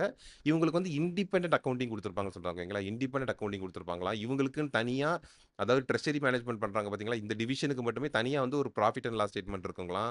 ஜெனரல் லெட்ஜரும் இவங்களுக்குன்னே தனியா வச்சிருப்பாங்க. இவங்களுக்கும் தனியான ஜெனரல் லெட்ஜர் வச்சிருப்பாங்கன்னு சொல்றாங்க. ஏன் இதெல்லாம் குடுக்குறாங்க அப்படின்னு சொன்னா, இவங்களோட புராஃபிட் இருக்கு பார்த்தீங்களா? புராஃபிட் பெர்ஃபார்மன்ஸ் எல்லாத்தையுமே ட்ராக் பண்றதுக்கு வந்து வசதியா இருக்கும். இவங்களோட புராஃபிட், பெர்ஃபார்மன்ஸ் எல்லாத்தையுமே ட்ராக் பண்றதுக்கு இது ரொம்பவே வசதியா இருக்கும்னு சொல்றாங்க. அதனால இவங்களுக்கு வந்து தனியா வந்து profit and loss statements, general ledger இதெல்லாமே வந்து இவங்களுக்கு வந்து தனியாவே குடுக்குறாங்கன்னு சொல்றாங்க. ஏன்னா பார்த்தோம்னு சொன்னா நமக்கு நெறைய செக்யூரிட்டி ட்ரேடிங் பண்றாங்க. அதுக்கப்புறமா இன்ட்ரெஸ்ட் ஆர்பிட்ரேஜ் இந்த மாரி விஷயங்கள்லாம் நெறைய பண்றாங்க. அப்ப அதனால இவங்களோட ப்ராஃபிட்ஸ வந்து இவங்க தனியாவே கணக்கிடுறாங்க. ஓகேங்களா? அதே மாரி பார்த்தோம்னு சொன்னா, இவங்க வந்து ஒரு ஒரு பிரான்ச்சா செயல்பட்டு, இவங்க வந்து ஒரு பிரான்ச் மாதிரி இருந்து, ஒரு ஆத்தரைஸ்டு டீலரா இவங்க இருக்கலாம். ஒரு ஆத்தரைஸ்டு டீலரா இருந்து, ஒரு லைசென்ஸ் வாங்கி வச்சுக்கலாம். ஓகேங்களா? ஆத்தரைஸ்டு டீலரோட லைசென்ஸ் வந்து இவங்க வாங்கி வச்சுக்கலாம். ஃபாரின் எக்ஸ்சேஞ்சுல இன்வால்வ் ஆகுறதுக்காக, ஒரு ஆத்தரைஸ்டு டீலர் லைசென்ஸ வந்து ட்ரெஷரி மேனேஜ் பண்ற டிபார்ட்மெண்ட் வந்து வாங்கி வச்சுக்க முடியும்னு சொல்றாங்க. அதுக்கடுத்து இதுல 3 முக்கியமான ஆஃபீஸ் சொல்றாங்க. ஓகேங்களா ஃபிரெண்ட்ஸ். இந்த ட்ரெஷரி மேனேஜ்மென்ட்ட பொறுத்தவரைக்கும் 3 முக்கியமான ஆஃபீஸ் சொல்றாங்க. அது என்ன சொல்றாங்கன்னா, ஃப்ரண்ட் ஆஃபீஸ்ன்னு சொல்றாங்க. ஓகேங்களா. ஃப்ரண்ட் ஆஃபீஸ் வந்து என்னவா இருக்கும்னு சொல்றாங்க, டீலிங் ரூமாம். ஓகேங்களா. ஃப்ரண்ட் ஆஃபீஸ்ன்றது வந்து டீலிங் ரூம் அப்படின்னு சொல்றாங்க. இந்த டீலிங் ரூம்ல என்ன பண்றாங்க, இங்க தான் எல்லா டீல்ஸும் முடிவு பண்றாங்க. என்னென்ன டீல் உதாரணத்துக்கு நம்ம எடுத்துக்கிட்டோம்னு சொன்னா, இப்ப டாடா கன்சல்டன்சி சர்வீஸ் வந்து எக்ஸ்போர்ட் பண்றாங்க. அதனால அவங்களுக்கு வந்து ஒரு ஏர்னிங்ஸ் வருது. எவ்வளோ வருது? 5,000,000 வருதுன்னு சொல்றாங்க. ஓகேங்களா. 5,000,000 வந்து வருதுன்னு சொல்றாங்க. இப்போ வந்து இந்த 5,000,000 வருது அப்படின்றப்போ, அவங்கள வந்து இத வந்து ருப்பீஸா வந்து மாத்துவாங்க. ஓகேங்களா. ருப்பீஸா மாத்துறப்போ, டீலர் வந்து எவ்வளோ சொல்றாரு? ₹83.6 ஓகேங்களா. ஒரு ஒரு டாலருக்கும் ₹83.6 நம்ம குடுக்கலாம் அப்படின்னு சொல்லி, இந்த டீல வந்து அவங்க வந்து ஓகே பண்றாங்க. ஓகேங்களா. ₹83.6 நாங்க குடுக்கலாம். ஒரு டாலருக்கும் சொல்லி இந்த டீல முடிவு பண்றாங்க. ஸோ இந்த டீல முடிவு பண்றது எங்க நடக்குது அப்படின்னு சொல்றாங்கன்னு சொன்னா, ஃப்ரண்ட் ஆஃபீஸ்ல அது நடக்குது அப்படின்னு சொல்றாங்க. ஓகேங்களா? ஃப்ரண்ட் ஆஃபீஸ்ல அந்த டீலிங் ரூம்ல இது நடக்குது அப்படின்றாங்க. இந்த டீலிங் முடிஞ்சதுக்கு அப்புறமா, அப்படியே இது வந்து பார்த்தீங்கன்னு சொன்னா, பேக் ஆஃபீஸ்க்கு வருது. ஓகேங்களா? இந்த பேக் ஆஃபீஸ்ல தான் என்ன நடக்குது அப்படின்னு சொன்னா, பேமெண்ட், செட்டில்மென்ட் இந்த மாரி விஷயங்கள்லாம் பார்த்தீங்கன்னு சொன்னா, பேக் ஆஃபீஸ்ல நடக்குது அப்படின்னு சொல்றாங்க. பேக் ஆஃபீஸ் என்ன பண்றாங்க அப்படின்னு சொல்லி பார்த்தோம்னு சொன்னா, இப்ப இந்த பேமெண்ட் இன்ஸ்ட்ரக்ஷன் இவங்க குடுக்குறாங்க. இந்த $5,000,000 உள்ள வருது பார்த்தீங்களா? அத வந்து அப்படியே எங்க பண்றாங்க, அவங்களோட நாஸ்ட்ரோ அக்கவுண்ட். இப்ப நாஸ்ட்ரோ அக்கவுண்ட்னா என்னது? நமக்கு நமக்கு இப்ப வந்து எஸ்பிஐ வந்து நமக்கு வந்து நம்ம நாட்ல எஸ்பிஐன்னு இருக்கிறாங்கன்னா, பேங்க் இருக்கிறாங்க அப்படின்னு சொன்னா, நம்ம எஸ்பிஐ வந்து ஒரு ஒரு அமெரிக்கால, யுஎஸ்ஏல இருக்கிற ஒரு ஒரு பேங்க்ல வந்து ஒரு நாஸ்ட்ரோ அக்கவுண்ட் வச்சிருப்பாங்க. ஒரு அக்கவுண்ட் வச்சிருப்பாங்க. அது ஃபாரின் கரன்சி யுஎஸ் டாலர்ல வச்சிருக்காங்கன்னு வச்சுப்போம். அத அத வந்து என்ன சொல்றாங்கன்னு சொன்னா, நாஸ்ட்ரோ அக்கவுண்ட்ன்னு சொல்றாங்க. ஓகேங்களா? அத வந்து நாஸ்ட்ரோ அக்கவுண்ட்ன்னு சொல்றாங்க. ஸோ இவங்க இப்ப இப்ப நமக்கு என்ன பண்ணி குடுக்கணும்? டிசிஎஸ்க்கு வந்து $5,000,000 வருது. அப்ப அந்த $5,000,000 ரூபாவா நம்ம கன்வெர்ட் பண்ணி குடுக்கணுன்றப்போ, அந்த $5,000,000 வருது பார்த்தீங்களா, அத வந்து டைரக்ட்டா நாஸ்ட்ரோ அக்கவுண்ட்ல போட்டுர்றாங்க. ஓகேங்களா? எந்த பேங்க்ல வச்சுக்கிறாங்களோ, அ அ இந்த இந்த பேங்க்ல எந்த பேங்க்ல வந்து இவங்க வந்து பேசி வைக்கிறாங்களோ, ஸோ அவங்க வந்து என்ன பண்றாங்க, அவங்களோட நாஸ்ட்ரோ அக்கவுண்ட்ல இந்த $5,000,000 வந்து போட சொல்றாங்க. உதாரணத்துக்கு இப்ப எஸ்பிஐ கிட்ட வந்தாங்கன்னு சொன்னா, எஸ்பிஐ என்ன பண்ணுவாங்க, யுஎஸ்ல இருக்கிற அவங்களோட நாஸ்ட்ரோ அக்கவுண்ட்ல அந்த பணத்த போட்டுர்றாங்க. போட்டுட்டு டிசிஎஸ்க்கு அவங்க கேட்கிற ருப்பீஸ வந்து அவங்க வந்து கேஷா அவங்க அக்கவுண்ட்க்கு வந்து கிரெடிட் பண்ணி குடுத்தாங்க. இப்போ வந்து பார்த்தீங்கன்னு சொன்னா, 41.8 crores வருதுன்னு சொன்னா, அத வந்து எஸ்பிஐ வந்து கேஷா வந்து அவங்களுக்கு புரொவைட் பண்ணிருவாங்க. ஸோ ஃப்ரண்ட் ஆஃபீஸ்ல வந்து டீலிங் நடக்குது. அடுத்து பேக் ஆஃபீஸ்ல வந்து பார்த்தோம்னு சொன்னா, செட்டில்மென்ட் நடக்குது. ஓகேங்களா? செட்டில்மென்ட் நடக்குது. அடுத்து பார்த்தீங்கன்னு சொன்னா, மிட் ஆஃபீஸ் சொல்லி வச்சிருக்காங்க. ஓகேங்களா? இந்த மிட் ஆஃபீஸ்ன்றது என்ன பண்றாங்க அப்படின்னு சொன்னா, ரிஸ்க் மேனேஜ் பண்றது எல்லாமே இந்த மிட் ஆஃபீஸ்ல தான் ரிஸ்க் மேனேஜ் பண்றாங்க. எப்படி இந்த ரிஸ்க்க மேனேஜ் பண்றாங்க அப்படின்னு சொன்னா, ஒரு விஷயத்துக்கும் இவங்க இவங்க பார்த்தீங்கன்னு சொன்னா, இந்த ட்ரெஷரி மேனேஜ்மென்ட்ல வந்து செக்யூரிட்டீஸ்ல இன்வெஸ்ட் பண்றாங்க, பாண்ட்ஸ்ல இன்வெஸ்ட் பண்றாங்க. ஸோ இந்த மாரி நெறைய விஷயத்துல பண்றாங்க பார்த்தீங்களா? அப்போ பண்றப்போ ஒன்னொன்னுக்கும் வந்து பார்த்தீங்கன்னு சொன்னா, எக்ஸ்போஷர் லிமிட்ன்னு சொல்லி குடுத்துறாங்க. எக்ஸ்போஷர் லிமிட்ன்னு சொல்லி குடுத்துறாங்க. அப்போ செக்யூரிட்டீஸ்ல இன்வெஸ்ட் பண்றோம்னு சொன்னா, நீங்க வந்து இவ்வளவு குரோர்ஸ் வரைக்கும் தான் நீங்க வந்து இன்வெஸ்ட் பண்ணணும். பாண்ட்ஸ்னா இவ்வளவு குரோர்ஸ் வரைக்கும் இந்த மாரி எக்ஸ்போஷர் லிமிட் வந்து குடுத்திருப்பாங்க. அந்த எக்ஸ்போஷர் லிமிட்ட தாண்டி இவங்க வந்து எதுலயும் இன்வால்வ் ஆகக்கூடாது. ஸோ அப்ப சரியா அந்த அந்த எக்ஸ்போஷர் லிமிட்ல தான் நம்ம வந்து செயல்பட்டுக்கிட்டு இருக்கோமா? அத தாண்டி போறோமா? எப்படி ரிஸ்க் இருக்குது? இந்த மாரி விஷயங்கள் எல்லாத்தையும் அனலைஸ் பண்றது யார் பண்றாங்கன்னு சொன்னா, இந்த மிட் ஆஃபீஸ்ல இருக்கிறவங்க பண்றாங்க. ஸோ இந்த 3ம் முக்கியமான ஆஃபீஸர்ஸா சொல்லியிருக்காங்க. ட்ரெஷரி மேனேஜ்மென்ட்ல. ஓகேங்களா ஃபிரெண்ட்ஸ்? ஓகே. அடுத்து நெக்ஸ்ட் யூனிட்டு. இங்க வந்து பார்த்தோம்னு சொன்னா, ட்ரெஷரி ப்ராடக்ட்ஸ் பத்தி பேசுறாங்க. ஓகேங்களா? ட்ரெஷரில என்ன மாரியெல்லாம் ப்ராடக்ட்ஸ் பேசுறாங்க. அந்த ப்ராடக்ட்ஸ்ன்னு சொல்லி பேசுறப்போ, அவங்க வந்து ஃபாரெக்ஸ் மார்க்கெட்டு, மணி மார்க்கெட் அங்க உள்ள ப்ராடக்ட்ஸ பத்தி தான் மெயினா சொல்றாங்க. ஓகேங்களா? ஸோ இப்போ ஃபாரெக்ஸ் மார்க்கெட் ப்ராடக்ட்ஸ் அப்படின்னு சொல்லி எடுத்துக்கிட்டோம் அப்படின்னு சொன்னா, எடுத்ததும் ஸ்பாட் மார்க்கெட்ன்னு சொல்றாங்க. ஓகேங்களா? ஃபாரெக்ஸ்ல வந்து ஸ்பாட் மார்க்கெட்ன்னு சொல்றாங்க. ஸ்பாட் மார்க்கெட்ல வந்து என்ன நடக்கும் அப்படின்னு சொல்றாங்கன்னா, இம்மீடியேட்டா பர்ச்சேஸ், சேல் ஆஃப் கரன்சி எல்லாமே பார்த்தோம்னு சொன்னா, ஸ்பாட் மார்க்கெட்ல நடக்கும். ஸ்பாட் மார்க்கெட்ல இம்மீடியேட்டா பர்ச்சேஸும், சேலும் நடக்கும்னு சொல்றாங்க. இம்மீடியேட்டா பர்ச்சேஸ் அண்ட் சேல் அப்படின்னு சொன்னா, என்ன பண்றாங்கன்னு சொன்னா, என்ன ரூபாய்க்கு இப்போ அதாவது பார்த்தோம்னு சொன்னா, இந்தியன் ரூபா இப்போ $1 ஓகேங்களா? $1 வந்து நான் வந்து ரூ. 83 குடுத்து வாங்கிக்கிறேன். இல்லன்னா ரூ. 84 குடுத்து வாங்கிக்கிறேன். அப்படின்னு சொல்லி பேசுறாங்க இல்லைங்களா? அந்த அந்த மாரி டெசிஷன்ஸ் எடுக்குறாங்க இல்லைங்களா? ஸோ அதுதான் வந்து ஸ்பாட் மார்க்கெட்ல நடக்குது. அந்த முடிவ எடுத்ததுக்கப்புறம், அந்த கான்ட்ராக்ட் அதாவது நான் $1 ரூ. 83 வாங்கிக்கிறேன்னு சொல்லி ஒரு கான்ட்ராக்ட் வைக்கிறாங்க இல்லைங்களா? ஸோ அதுதான் ஸ்பாட் மார்க்கெட்ல நடக்குது. ஸ்பாட் மார்க்கெட்ல அத முடிவானதுக்கப்புறம் ரூ. 83 வாங்குறோம்ன்னு சொல்லி முடிவானதும், இதுல வந்து செட்டில்மென்ட்க்கு வந்து 3 டைப்பா சொல்லியிருக்காங்க. ஓகேங்களா? செட்டில்மென்ட்ல வந்து 3 டைப்பா சொல்லியிருக்காங்க. ஸ்பாட் செட்டில்மென்ட் அப்படின்னு சொன்னா, T+2 டேஸ்ன்னு சொல்றாங்க. அதாவது டிரான்சாக்ஷன் மண்டே நடக்குதுன்னு சொன்னா, அது வந்து டியூஸ்டே, வெட்னஸ்டேல தான் என்ன நடக்கும்னு சொன்னா, செட்டில்மென்ட் நடக்கும். ஓகேங்களா? அந்த பணம் வந்து அந்த கரன்சி வந்து அவங்களுக்கு போய் சேர்றது வந்து 2 நாள் ஆகும். இதுவே டாம்ன்னு சொல்றாங்க. ஓகேங்களா? டாம்ன்னு சொன்னா, டுமாரோ T+1 டிரான்சாக்ஷன். இன்னைக்கு மண்டே வந்து அந்த கான்ட்ராக்ட்ட ஓகே பண்ணிட்டாங்க. டிரான்சாக்ஷன் ஓகே பண்ணிட்டாங்க அப்படின்னு சொன்னா, டியூஸ்டே வந்து பணம் வந்து கிடைச்சிரும். அடுத்து டிஓடின்னு ஒண்ணு சொல்றாங்க. அது வந்து டுடே ஆர் கேஷ்ன்னு சொல்லி சொல்றாங்க. அதுல தான் இங்க தான் என்ன நடக்குது அப்படின்னு சொன்னா, இன்னைக்கு நம்ம வந்து டிரான்சாக்ஷன் ஓகே பண்ணோம் அப்படின்னு சொன்னா, இன்னைக்கே வந்து நமக்கு வந்து பணம் கிடைக்கிறது வந்து டிஓடில தான் வந்து நமக்கு கிடைக்குது. ஓகேங்களா ஃபிரெண்ட்ஸ்? அடுத்து பார்த்தோம்னு சொன்னா, ஃபார்வர்ட் மார்க்கெட் அப்படி சொல்றாங்க. ஓகேங்களா? ஃபார்வர்ட் மார்க்கெட்ல வந்து என்ன பண்றாங்கன்னு சொன்னா, இது வந்து மெயினா பார்த்தீங்கன்னு சொன்னா, ஹெட்ஜிங் பர்ப்பஸ்க்காக தான் யூஸ் பண்ணுவாங்க. ஹெட்ஜ் பண்றதுக்கு தான் யூஸ் பண்ணுவாங்க. ஹெட்ஜ்ன்றது நம்ம நெறைய தடவை பார்த்துட்டோம். Uh agreeing on an exchange rate today for a transaction that will be settled on a specific future date. ஓகேங்களா? ஃபியூச்சர் டேட்ல ஆ அதாவது என்னன்னா ஃபிரெண்ட்ஸ், இப்போ வந்து இப்போ வந்து ஏதோ ஏதோ ஒரு கம்பெனி நம்ம எடுத்துக்கலாம். ஓகேங்களா? உதாரணத்துக்கு என்ன எடுத்துக்கலாம்? இன்ஃபோசிஸ்ன்னு எடுத்துப்போம். ஓகேங்களா ஃபிரெண்ட்ஸ்? இப்போ இன்ஃபோசிஸ்ன்னு எடுத்துக்கலாம். இன்ஃபோசிஸ்க்கு வந்து ஒரு $80 எ $80,000 வரப்போகுது. $80,000 வரப்போகுது. ஒரு 6 மந்த்ஸ் கழிச்சு தான் வரப்போகுது அப்படின்றப்போ, 6 மந்த்ஸ் கழிச்சு தான் வரப்போகுது அப்படின்றப்போ, என்ன பண்ணுவாங்க? ஒருவேளை 6 மந்த்ஸ் கழிச்சு பிரைஸ் வந்து ஃப்ளக்சுவேட் ஆகலாம் இல்லைங்களா? அப்போ ஃப்ளக்சுவேட் ஆகிட்டு இருக்கும்.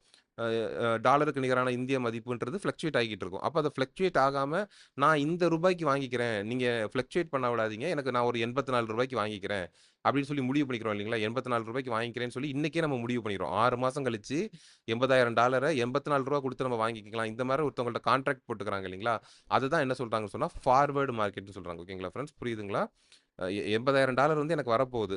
6 மாசம் கழிச்சு வரப்போகுது. அப்ப 6 மாசம் கழிச்சு வரும்போது, நீங்க இந்த $80,000யும் ரூ. 84 குடுத்து வாங்கிக்கணும். ஒரு டாலருக்கும் ரூ. 84 குடுத்து வாங்கிக்கணும் அப்படின்னு சொல்லி நம்ம பேங்க்ல போய் நம்ம வந்து இந்த மாரி செட்டில்மெண்ட் பேசிக்கிறோம் பார்த்தீங்களா? இத தான் என்ன சொல்றாங்கன்னு சொன்னா, ஃபார்வர்ட் மார்க்கெட் அப்படின்னு சொல்லி சொல்றாங்க. ஓகேங்களா? ஃபார்வர்ட் மார்க்கெட் சொல்றாங்க. அடுத்து பார்த்தோம்னு சொன்னா, நான் டெலிவரபிள் ஃபார்வர்ட்ஸ்ன்னு சொல்றாங்க. ஓகேங்களா ஃபிரெண்ட்ஸ்? நான் டெலிவரபிள் ஃபார்வர்ட்ஸ். இப்ப இந்த ஃபார்வர்ட் மார்க்கெட்லலாம் பார்த்தீங்கன்னு சொன்னா, கரன்சி வந்து டிரான்சாக்ஷன் நடக்கும். கரன்சி வந்து கை மாறுது. ஒரு ஒரு நம்ம யுஎஸ் டாலர் கையில குடுக்குறோம். அவங்க வந்து இந்தியன் ரூபிய நம்ம கையில குடுப்பாங்க. எவ்வளோ யுஎஸ் டாலர் நான் தரேன்னு சொன்னேனோ, அவ்வளோ யுஎஸ் டாலர நான் குடுத்துருவேன். எவ்வளோ ரூபா அவங்க தரேன்னு சொன்னாங்களோ, அந்த அவ்வளோ ரூபாவ வந்து அவங்க நமக்கு தந்துருவாங்க. ஆனா, இப்ப இந்த நான் டெலிவரபிள் ஃபார்வர்ட்ஸ்ன்னு சொல்றாங்க பார்த்தீங்களா? இங்க வந்து பார்த்தீங்கன்னு சொன்னா, பிசிக்கல் டெலிவரி நான் இத்தனை டாலர் குடுத்துட்டு இத்தனை ரூவா வாங்கிக்க போறோம் அப்படின்ற மாதிரி டிரான்சாக்ஷன் நடக்க போறதில்ல. அவங்க என்ன சொல்றாங்கன்னு சொன்னா, ஒரு 6 மாசம் கழிச்சு, ஒரு 1 மாசம் கழிச்சு நான் வந்து ரூ. 83.90 யுஎஸ் டாலர்ஸ நான் வந்து வாங்கிக்கிறேன்னு சொல்லி பேசுறாங்கன்னு வச்சுக்கோங்களேன். அந்த 1 மந்த் கழிச்சு யுஎஸ் டாலருக்கு நிகரான இந்திய மதிப்பு வந்து பார்த்தீங்கன்னு சொன்னா, ரூ. 84.60 போயிடுச்சு. ஓகேங்களா? 1 மாசம் கழிச்சு எவ்வளோ ரூபாய்க்கு வாங்கிக்கிறேன்னு சொல்றாரு? ரூ. 83.90 சொல்றாரு. ஆனா, 1 மாசம் கழிச்சு போனது பார்த்தீங்கன்னா, ரூ. 84.60 போயிடுச்சு. அப்ப இது டிஃபரன்ஸ் எவ்வளவு? 70 காசு டிஃபரன்ஸ் இருக்குது. ஓகேங்களா? ஒரு டாலருக்கும் 70 காசு. அப்ப இந்த 70 காசு டிஃபரன்ஸ் வருது பார்த்தீங்களா ஃபிரெண்ட்ஸ்? இந்த இந்த ப்ராஃபிட்ட மட்டும் தான் பே பண்ணுவாங்க. ஓகேங்களா? இந்த ப்ராஃபிட்ட மட்டும் பே பண்ணுவாங்க. வேற எந்த யுஎஸ் டாலரையோ, இல்லன்னா இந்தியன் ரூபியையோ யாரும் எக்ஸ்சேஞ்ச் பண்ண போறது கிடையாது. இந்த ப்ராஃபிட் வந்திருக்குது பார்த்தீங்களா? அ அவரு ரூ. 83.90 வாங்குறேன்னு சொன்னாரு. ஆனா ரூ. 84.60 அது போயிடுச்சு. அப்படின்னா டிஃபரன்ஸ் எவ்வளவு? 70 காசு. இதுதான் அவரோட ப்ராஃபிட். அந்த ப்ராஃபிட்டே டைரக்ட்டா அவர் கையில குடுத்துற போறாங்க. அவ்வளோதான். அதுதான் வந்து என்ன சொல்றாங்கன்னு சொன்னா, நான் டெரிவலபிள் ஃபார்வர்ட்ஸ்ல சொல்றாங்க. இதுவே இல்லன்னா, நீங்க நார்மலா நீங்க வந்து பார்த்தீங்கன்னு சொன்னா, யாராவது வந்து ரூ. 83.90 வந்து யுஎஸ் டாலர வந்து வாங்கிக்கிறேன்னு சொல்றாரு. அப்போ என்னாகும்? ரூ. 83.90 இருந்தது வந்து பார்த்தீங்கன்னா, ரூ. 84.60 போயிடுச்சுன்னு சொன்னா, ரூ. 84.60 போனது அவருக்கு லாபம் தான். அவங்க போய் வேற ஏதாவது ஒரு மார்க்கெட்ல திரும்ப அத வித்து, அத வந்து அவங்களுக்கு ப்ராஃபிட் எடுக்க வேண்டியிருக்கும்.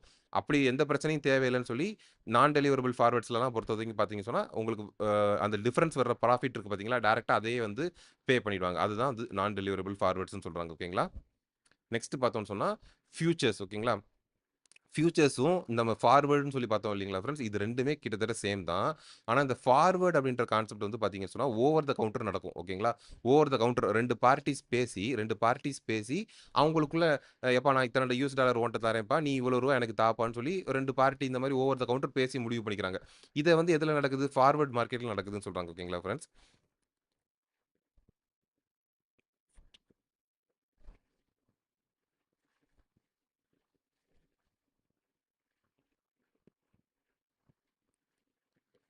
ஓகே. ஓகே. Sorry friends. அ ஓ! இப்போ இப்போ வந்து 2 பார்ட்டீஸ் இருக்காங்கன்னு சொன்னா, 2 பார்ட்டீஸ் வந்து நான் வந்து இத்தனை யுஎஸ் டாலர்ஸ் தரேன். நீங்க வந்து இவ்வளோ ரூவா எனக்கு தாங்கன்னு சொல்லி, ஓவர் த கவுண்டர்ல நம்ம பேசி முடிவு பண்றாங்க இல்லைங்களா? அத வந்து நம்ம என்ன சொல்றோம்? ஃபார்வர்ட் மார்க்கெட்ல சொல்றோம். ஃபார்வர்ட் மார்க்கெட்ல அதான் நடக்கும். ஆனா, ஒரு ஃபியூச்சர் மார்க்கெட் நடக்குது பார்த்தீங்களா? இது வந்து ஒரு ஃபார்மலான டிரான்சாக்ஷன். ஃபார்மலான டிரான்சாக்ஷன்னா எப்படி சொல்றாங்க? இங்க நடக்கிற ஒரு டிரான்சாக்ஷனுமே நம்மளுடைய எக்ஸ்சேஞ்சில தான் நடக்கும். நம்மளுடைய செபி எக்ஸ்சேஞ்ச் இருக்குது பார்த்தீங்களா? இந்த எக்ஸ்சேஞ்சஸ் மூலியமா நடக்கும். ஃபியூச்சர்ஸ் டிரான்சாக்ஷன பொறுத்தவரைக்கும். ஃபார்வர்ட் மார்க்கெட் டிரான்சாக்ஷன பொறுத்தவரைக்கும் ஓவர் த கவுண்டர்ல நடந்துரும். ஆனா, ஃபியூச்சர்ஸ்ன்றது வந்து ஒரு எக்ஸ்சேஞ்ச் மூலியமா நடக்கும். ஸோ, எக்ஸ்சேஞ்ச் மூலியமா நடக்கிறதுனால, இது வந்து நமக்கு வந்து ரொம்பவே பாதுகாப்பானதா இருக்கும். இப்ப நான் வந்து யுஎஸ் டாலர் வந்து உங்களுக்கு தரேன். நீங்க எனக்கு பணம் தாங்கன்னு சொல்லி முடிவு பண்ணிட்டு, அந்த 6வது மாசம் வரும்போது, ஒருவேளை எனக்கு அது நஷ்டமா அந்த அந்த கான்ட்ராக்ட் வந்து எனக்கு நஷ்டமா தெரியுதுன்னு வச்சுக்கோங்களேன். நான் என்ன பண்ருவேன், இல்ல, இல்ல வேண்டாம். நான் யுஎஸ் டாலர் தரல. நீங்க வந்து பணம் தர வேண்டாம் அப்படின்னு சொல்லிட்டு நான் கடைசி நேரத்தில மாத்துறதுக்கு வாய்ப்பு இருக்குது. ஆனா, ஒரு எக்ஸ்சேஞ்ச் மூலியமா நம்ம போறோம் அப்படின்றப்போ, அந்த மாரி எந்த மாரி கவுண்டர் பார்ட்டி ஃபெயிலியர்ஸ் வந்து வர்றதுக்கான வாய்ப்புகள் கிடையாது. ஓகேங்களா? இப்போ எக்ஸ்சேஞ்ச் மூலியமா போறப்போ அவங்க என்ன வச்சிருப்பாங்கன்னு சொன்னா, மார்ஜின் பேமெண்ட்லாம் வச்சிருப்பாங்க. ஓகேங்களா?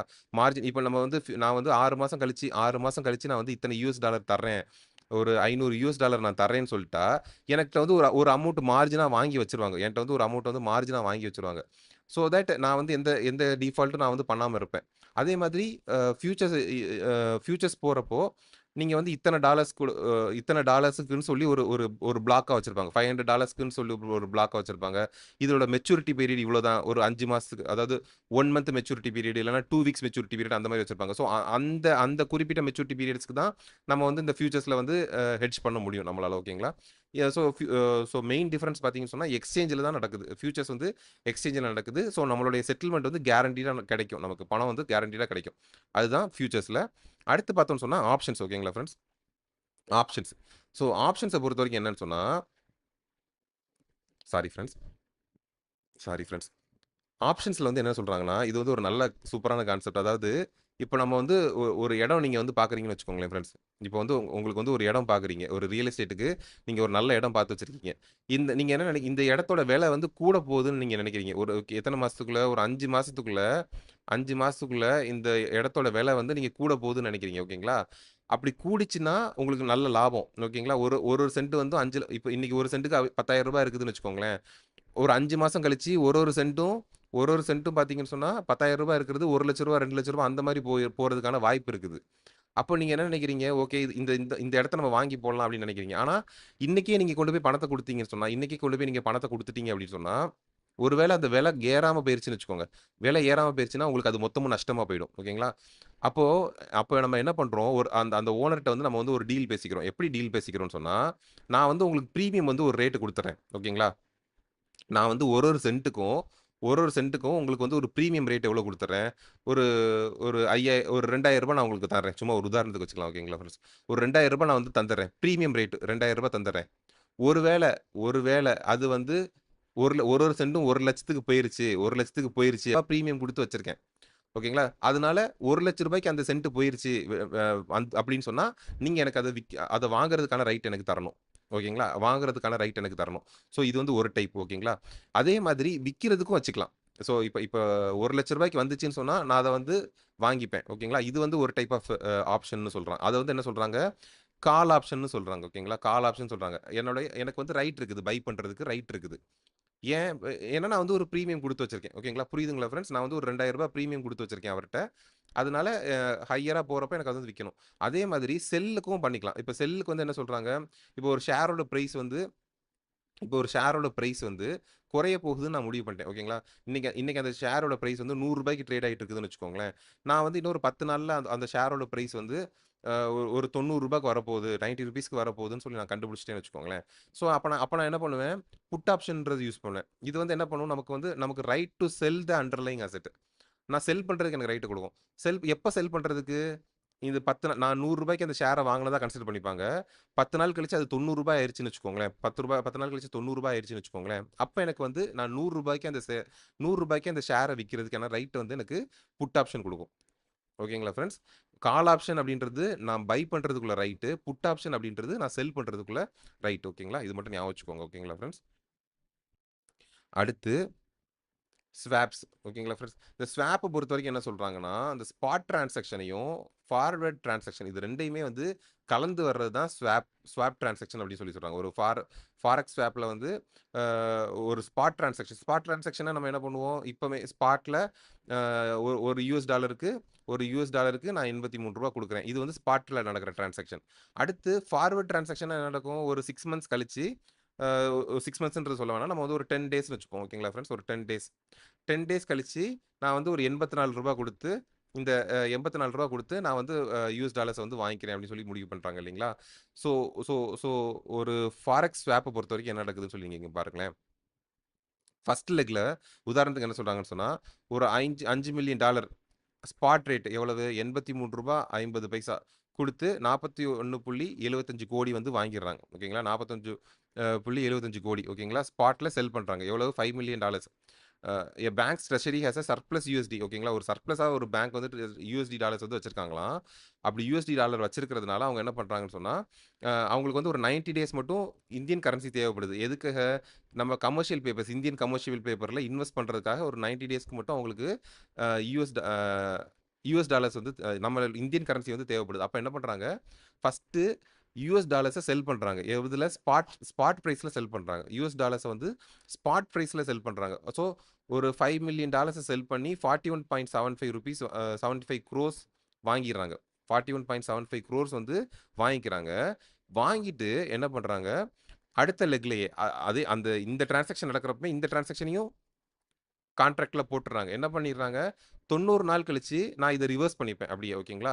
$5,000,000 நான் திரும்ப வாங்கிருவேன். 90 நாள் கழிச்சு நான் $5,000,000 திரும்ப வாங்கிருவேன்.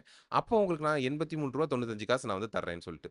ஸோ இந்த 2 கான்ட்ராக்ட்டையும் சேர்த்து போடுறாங்க பார்த்தீங்களா? இதுதான் என்ன சொல்றாங்கன்னு சொன்னா, ஃபாரெக்ஸ் ஸ்வாப்ஸ்ன்னு சொல்றாங்க ஓகேங்களா? பை பண்றது, செல் பண்றது 2யும் சேர்த்தே போட்டுறாங்க இல்லைங்களா? ஸோ இதுல ஒண்ணு வந்து ஸ்பாட்ன்னு சொல்றாங்க. இன்னொன்னு வந்து ஃபார்வர்ட். ஓகேங்களா? ஸ்பாட்ன்றது அப்பமே நடக்கிறது. ஃபார்வர்டுன்றது 90 நாள் கழிச்சு நடக்கிறது. ஓகேங்களா? ஸோ இது 2ம் சேர்ந்து வரதுனால அது வந்து ஃபாரெக்ஸ் ஸ்வாப் அப்படின்னு சொல்லி சொல்றாங்க. ஓகேங்களா ஃபிரெண்ட்ஸ்? அடுத்து பார்த்தீங்கன்னு சொன்னா, ரீடிஸ்கவுண்டிங் ஆஃப் ஃபாரின் பில்ஸ் ஓகேங்களா? ரீடிஸ்கவுண்டிங் ஆஃப் ஃபாரின் பில்ஸ் நம்ம பண்ண முடியும் இல்லைங்களா? ஃபாரின் ஒரு ஃபாரின் பேங்க் வந்து ஒரு பில்ல வந்து டிஸ்கவுண்ட் பண்ணி வச்சிருப்பாங்க. யார்ட்ட இருந்து? ஏதோ ஒரு எக்ஸ்போர்ட்டர் குடுத்திருப்பாரு ஒரு பில். எனக்கு வந்து 10 நாள், 30 நாள் கழிச்சு ஒருத்தர் என்னோட இம்போர்ட்டர் பணம் தர போறாரு. அதனால என்னோட பில்ல வந்து நீங்க டிஸ்கவுண்ட் பண்ணி குடுங்கன்னு சொல்லி ஒரு எக்ஸ்போர்ட்டர் வந்து ஃபாரின் பேங்க் கிட்ட குடுத்திருக்காரு. ஓகேங்களா? ஃபாரின் பேங்க் கிட்ட குடுத்திருக்காரு. அப்போ இந்த ஃபாரின் பேங்க் வந்து டிஸ்கவுண்ட் பண்ண பில்ல நம்ம இந்தியன் பேங்க் வந்து திருப்பி ரீடிஸ்கவுண்ட் பண்ணி குடுக்கலாம். ஓகேங்களா? அதுதான் வந்து ரீடிஸ்கவுண்டிங் ஆஃப் ஃபாரின் பில்ஸ் அப்படின்னு சொல்லி சொல்றாங்க. ஓகேங்களா ஃபிரெண்ட்ஸ்? நெக்ஸ்ட் நெக்ஸ்ட் பார்த்தீங்கன்னு சொன்னா, மணி மார்க்கெட் ப்ராடக்ட்ஸ பத்தி சொல்றாங்க. ஓகேங்களா? மணி மார்க்கெட் ப்ராடக்ட்ஸ பத்தி சொல்றாங்க. ஸோ மணி மார்க்கெட் ப்ராடக்ட்ஸ்ல நமக்கு என்னலாம் இருக்கிறாங்க? ஃபர்ஸ்ட் இதுதான் நமக்கு கால் மணி. இது நமக்கு ஏற்கனவே நல்லா தெரிஞ்சிருக்கும். லைட்டா பார்த்துக்குவோம். ஓகேங்களா ஃபிரெண்ட்ஸ்? கால் மணிய பொறுத்தவரைக்கும் என்னன்னு சொன்னா, borrowing or lending of funds on overnight basis ஓகேங்களா? ஒரு நாள் நைட்டு மட்டும் நம்ம பாரோ பண்ணுவோம். அப்படின்னு சொன்னா நம்ம செல் பண்ணுவோம். ஸோ அதுதான் என்ன சொல்றோம் நம்ம வந்து கால் மணில சொல்றோம். கால் மணி மார்க்கெட்ல சொல்றோம். ஓகேங்களா? இது இது வந்து இந்த கால் மணி மார்க்கெட்ன்றது வந்து ஒரு ஒரு நல்ல இண்டிகேட்டர்ன்னு சொல்றாங்க. அதாவது என்ன இண்டிகேட் பண்ணுது அப்படின்னு சொல்றாங்கன்னு சொன்னா, ஒரு பேங்க்லயும் நம்ம பேங்கிங் சிஸ்டம்லயே பார்த்தீங்கன்னு சொன்னா, லிக்விடிட்டி எப்படி இருக்குது? ஷார்ட் டெர்ம் இத வந்து மேனேஜ் பண்றதுக்கு லிக்விடிட்டி எப்படி இருக்குது அப்படின்றத வந்து கால் மணியோடைய இன்ட்ரெஸ்ட் ரேட்ட வச்சு கண்டுபிடிச்சுக்கலாம். கால் மணியோட ரேட் குடுத்திருப்பாங்க இல்லைங்களா? அந்த ரேட்ட வச்சுக்கிட்டு நம்ம பேங்கிங் சிஸ்டமே எவ்வளவுக்கு லிக்விடிட்டி இருக்குது அப்படின்றத வந்து தெரிஞ்சுக்க முடியும் அப்படின்னு சொல்றாங்க. கால் மணி மார்க்கெட்ல அந்த கால் மணி ரேட் வந்து ஜாஸ்தியா இருக்குது. கால் மணி ரேட் வந்து ஹையா இருக்குது அப்படின்னு சொன்னா, கால் மணி ரேட் வந்து ஹையா இருக்குது அப்படின்னு சொன்னா, நம்ம பேங்கிங் சிஸ்டம்ல வந்து லிக்விடிட்டி கம்மியா இருக்குதுன்னு அர்த்தம். இதுவே கால் மணி ரேட் வந்து கம்மியா இருந்துச்சு, லோவா இருக்குது அப்படின்னு சொன்னா, நம்மள்ட்ட வந்து லிக்விடிட்டி ஜாஸ்தியா இருக்கு. பேங்கிங் சிஸ்டம்ல வந்து லிக்விடிட்டி ஜாஸ்தியா இருக்கு. அதனால யாரும் கால் மணிக்கு பெருசா போறதில்ல அப்படின்னு சொல்றாங்க. ஓகேங்களா? இந்த கால் மணி ரேட்ஸ் குடுக்குறாங்க பார்த்தீங்களா? கால் மணிக்கு ரேட் குடுக்குறாங்களா? அது யார் குடுக்குறாங்கன்னு சொன்னா, financial benchmarks India limited, India private limited எஃப்பில்னு சொல்றாங்க. ஓகேங்களா? ஃபினான்ஷியல் பெஞ்ச்மார்க்ஸ் இந்தியா பிரைவேட் லிமிடெட்ன்னு சொல்றாங்க. இது எப்படி குடுக்குறாங்கன்னு சொன்னா, overnight Mumbai interbank offered ரேட்ன்னு சொல்றாங்க. ஓகேங்களா? Overnight Mumbai interbank offered rate அப்படின்னு சொல்லி சொல்றாங்க. ஓகேங்களா? அடுத்து பார்த்தோம்னு சொன்னா, நோட்டீஸ் மணின்னு சொல்றாங்க. நோட்டீஸ் மணி அப்படின்றது என்னது? இதுவும் ஷார்ட் டெர்ம் பீரியடுக்கு தான். இது வந்து பீரியட் வந்து பார்த்தீங்கன்னு சொன்னா, 2 நாள்லேருந்து 14 நாள் வரைக்கும் லோன் குடுப்பாங்க. 2 நாள்லேருந்து ஒரு பேங்க்கும் இன்டர் பேங்க் இந்த லோன்ஸ் எல்லாமே பார்த்தீங்கன்னு சொன்னா, இன்டர் பேங்க் தான் நடக்கும். ஒரு பேங்க் இன்னொரு பேங்க்ல இருந்து கடன் வாங்குறது தான். ஓகேங்களா? மணி மார்க்கெட் அப்படின்றதே நமக்கு முன்னாடியே தெரியும் இல்லைங்களா? ஷார்ட் டெர்ம் கிரெடிட் தான் நம்ம மணி மார்க்கெட்ல சொல்றோம். எவ்வளவு? லெஸ் தேன் 1 இயர் ஓகேங்களா? லெஸ் தேன் 1 இயருக்கு கீழ தான் நம்ம வந்து ஃபண்ட்ஸ் வந்து குடுப்பாங்க. மணி மார்க்கெட்ட பொறுத்தவரைக்கும். ஸோ இந்த கால் மணி வந்து ஒரு நாள் நைட்டுக்கு மட்டும் குடுக்குறாங்க. இதுவே நோட்டீஸ் மணின்னு சொல்லி பார்த்தோம்னு சொன்னா, 2 நாள்ல இருந்து 14 நாள் வரைக்கும் குடுக்குறாங்க. இப்ப லோன வந்து குடுக்குறாங்க. அது வந்து நோட்டீஸ் மணின்னு சொல்றாங்க.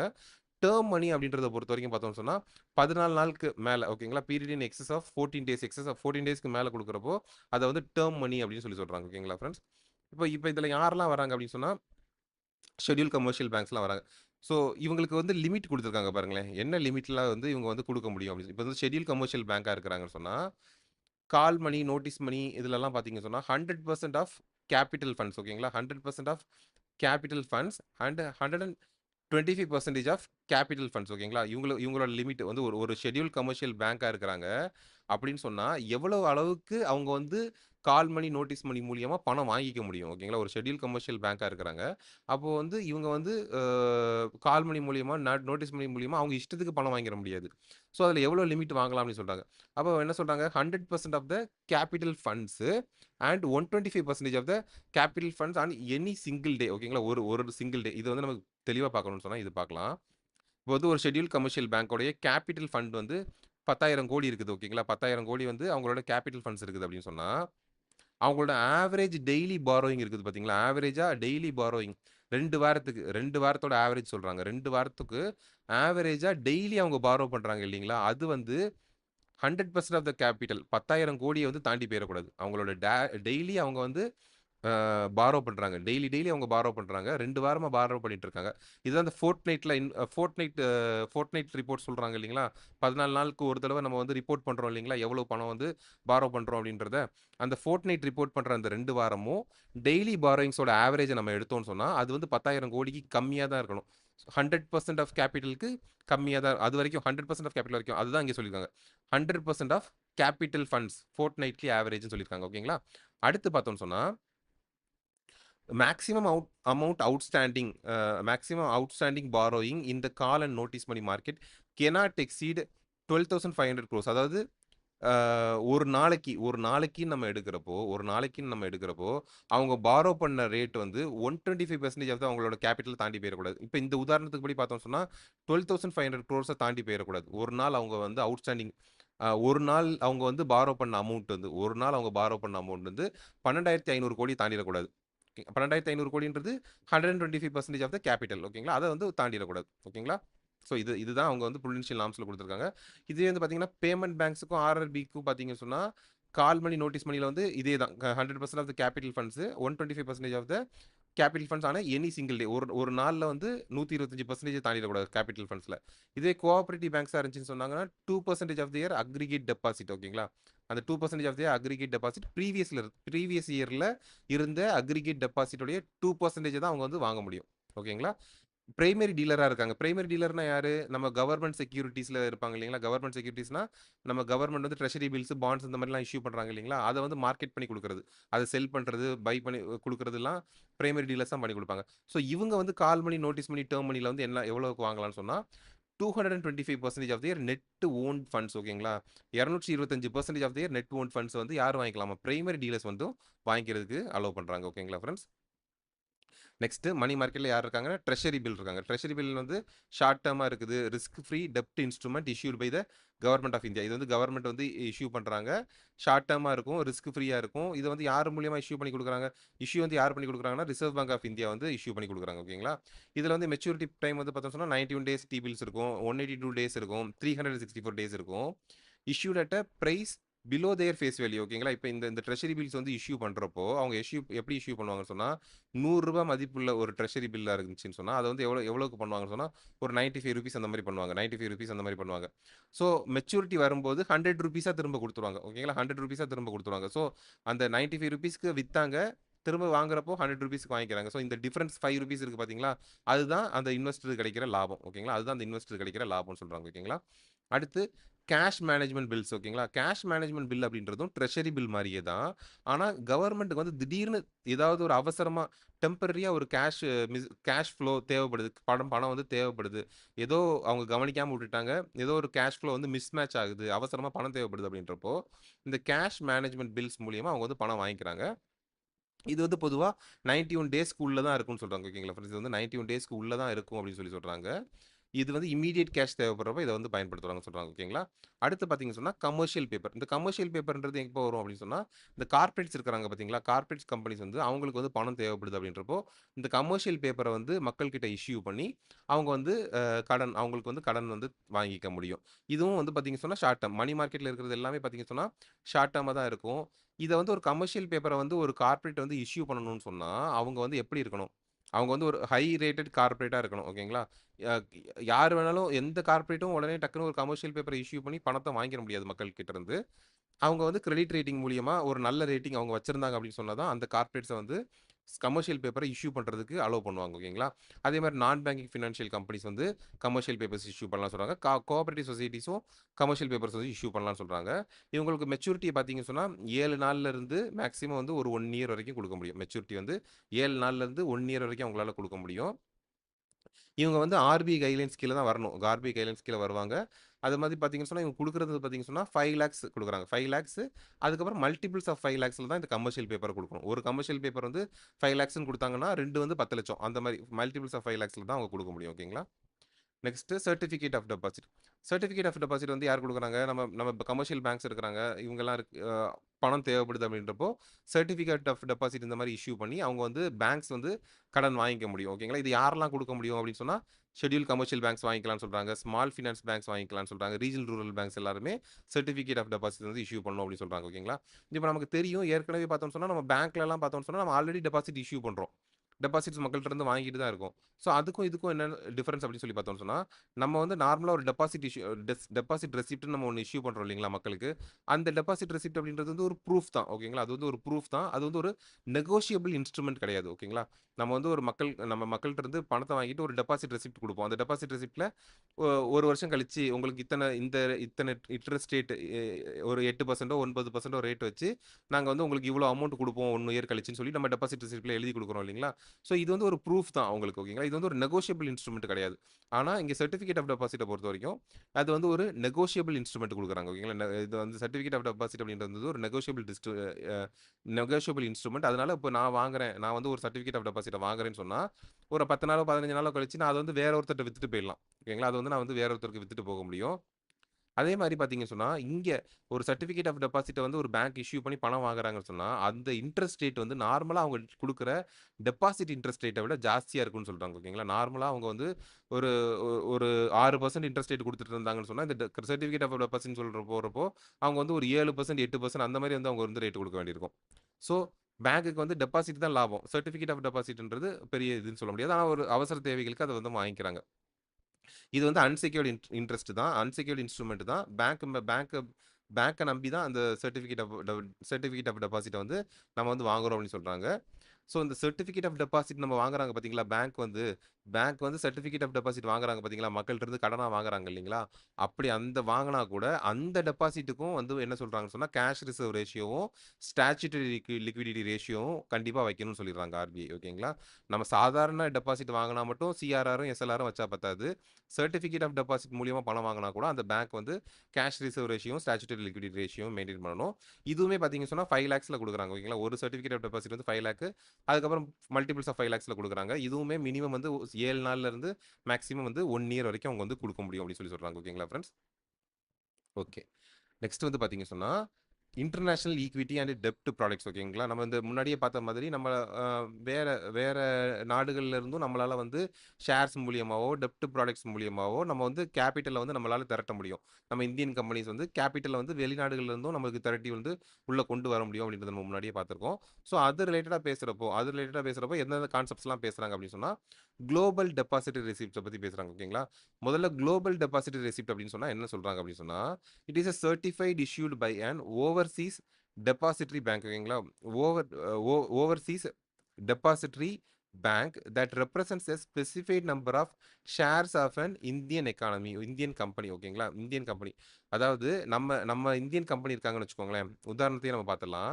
இப்போ வந்து இன்ஃபோசிஸ் இருக்காங்க இல்லையா? நம்ம இந்தியன் கம்பெனி இருக்காங்க இல்லைங்களா? இவங்க வந்து என்ன பண்ணணும்னு நினைக்கிறாங்க, மற்ற நாடுகள்லயும் போய் நம்மளுக்கு கேப்பிட்டல வந்து திரட்டணும்னு சொல்லி முடிவு பண்றாங்க. அப்ப திரட்டணும்னு முடிவு பண்றப்போ என்ன பண்றாங்கன்னு சொன்னா, நம்ம ஷேர்ஸ இஷ்யூ பண்ணி நம்ம பணம் வாங்கலாம்னு முடிவு பண்றாங்க. அப்ப நெனைக்கிறப்போ என்ன பண்றாங்க, ஒரு பல்க் ஒரு ஒரு ஒரு செட் ஆஃப் ஷேர்ஸ வந்து என்ன பண்றாங்கன்னு சொன்னா, நம்ம இந்தியன் கஸ்டோடியன் பேங்க் ஒருத்தவங்கள்ட்ட குடுக்குறாங்க. உதாரணத்துக்கு பார்த்தீங்கன்னு சொன்னா, ஒரு எஸ்பிஐ அந்த மாரி இருக்கிறாங்கன்னு சொன்னா, எஸ்பிஐ கிட்ட வந்து எஸ்பிஐயோட கஸ்டடியில வந்து ஒரு குறிப்பிட்ட அமௌண்ட் ஆஃப் ஷேர்ஸ வந்து குடுத்துடுறாங்க. குடுத்து வச்சுட்டு ஓவர்சீஸ் டெபாசிட்டரி பேங்க் இருப்பாங்க. இங்க எஸ்பிஐ வந்து ஷேர்ஸ வாங்கி வச்சுக்கிச்சு. ஓகேங்களா?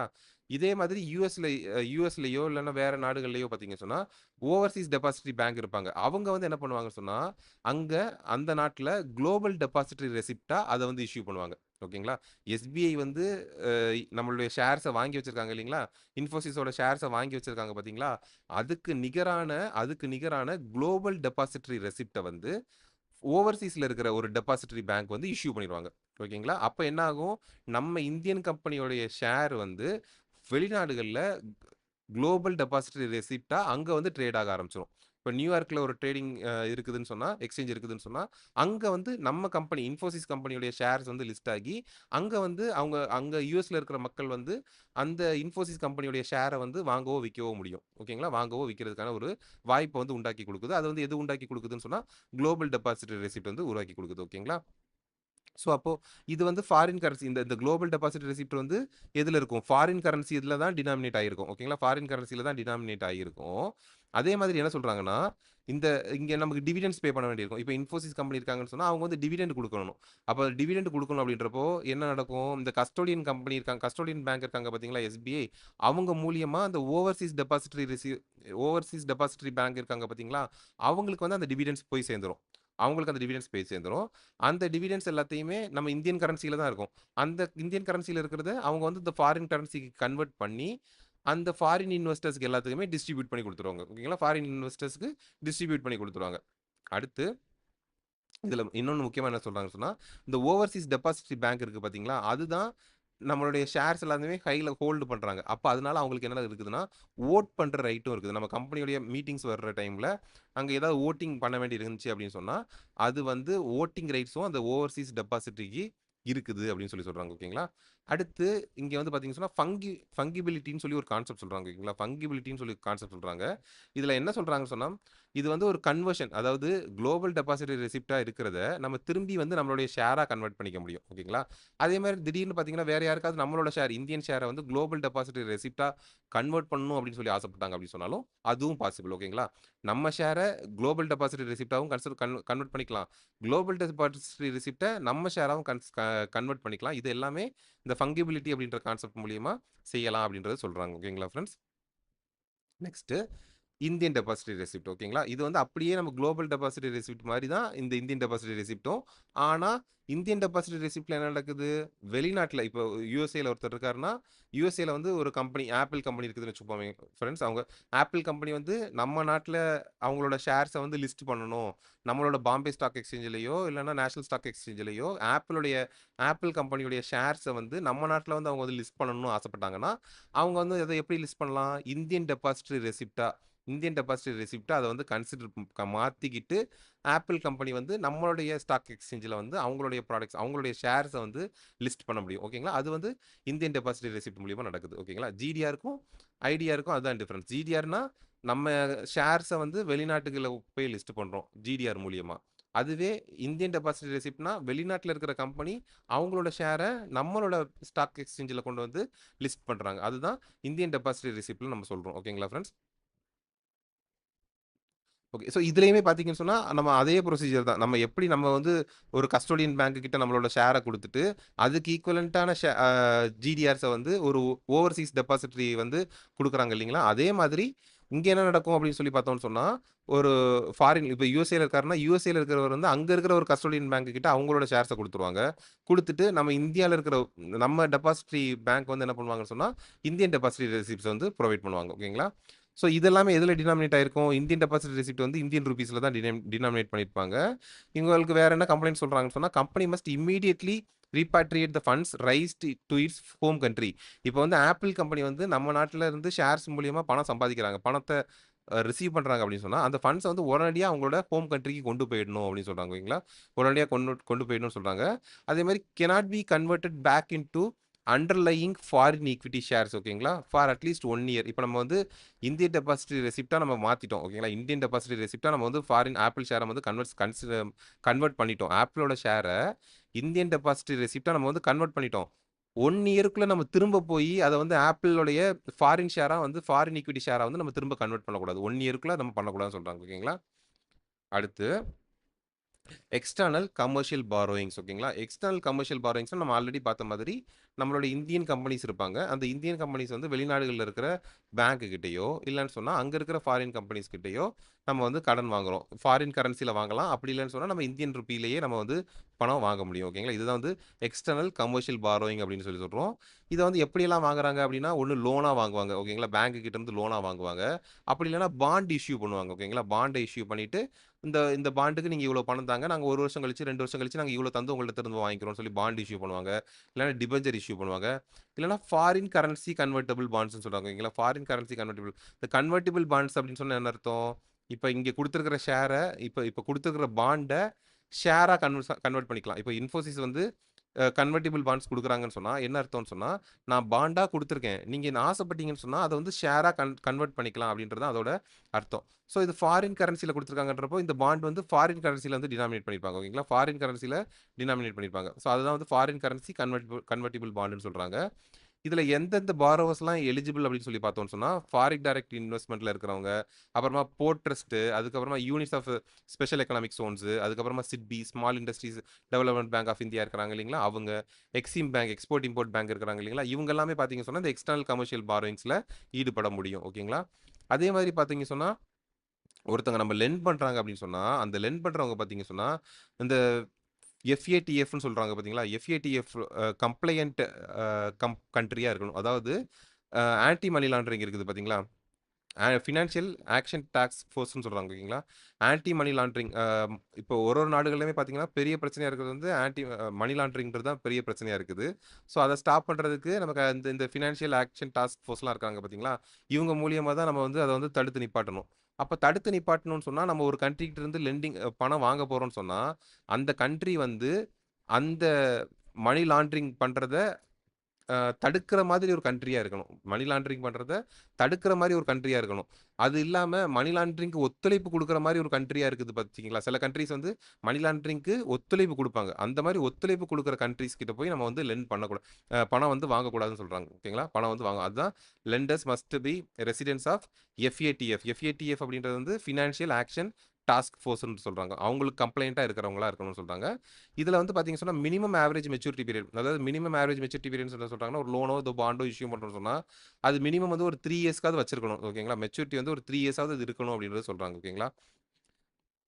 அடுத்து பார்த்தீங்கன்னு சொன்னா, நெகட்டிவ் லிஸ்ட் ஆஃப் எண்ட் யூஸ்ன்னு சொல்றாங்க. ஓகேங்களா ஃபிரெண்ட்ஸ். இந்த negative use of list of end யூஸ்னா, நம்ம வந்து எக்ஸ்டர்னல் கமர்ஷியல் பாரோயிங்ஸ்ல போய் பணத்த வாங்கிட்டு வந்து, சில ஆக்டிவிட்டீஸ்க்கு வந்து பயன்படுத்தக்கூடாதுன்னு சொல்றாங்க. ஓகேங்களா?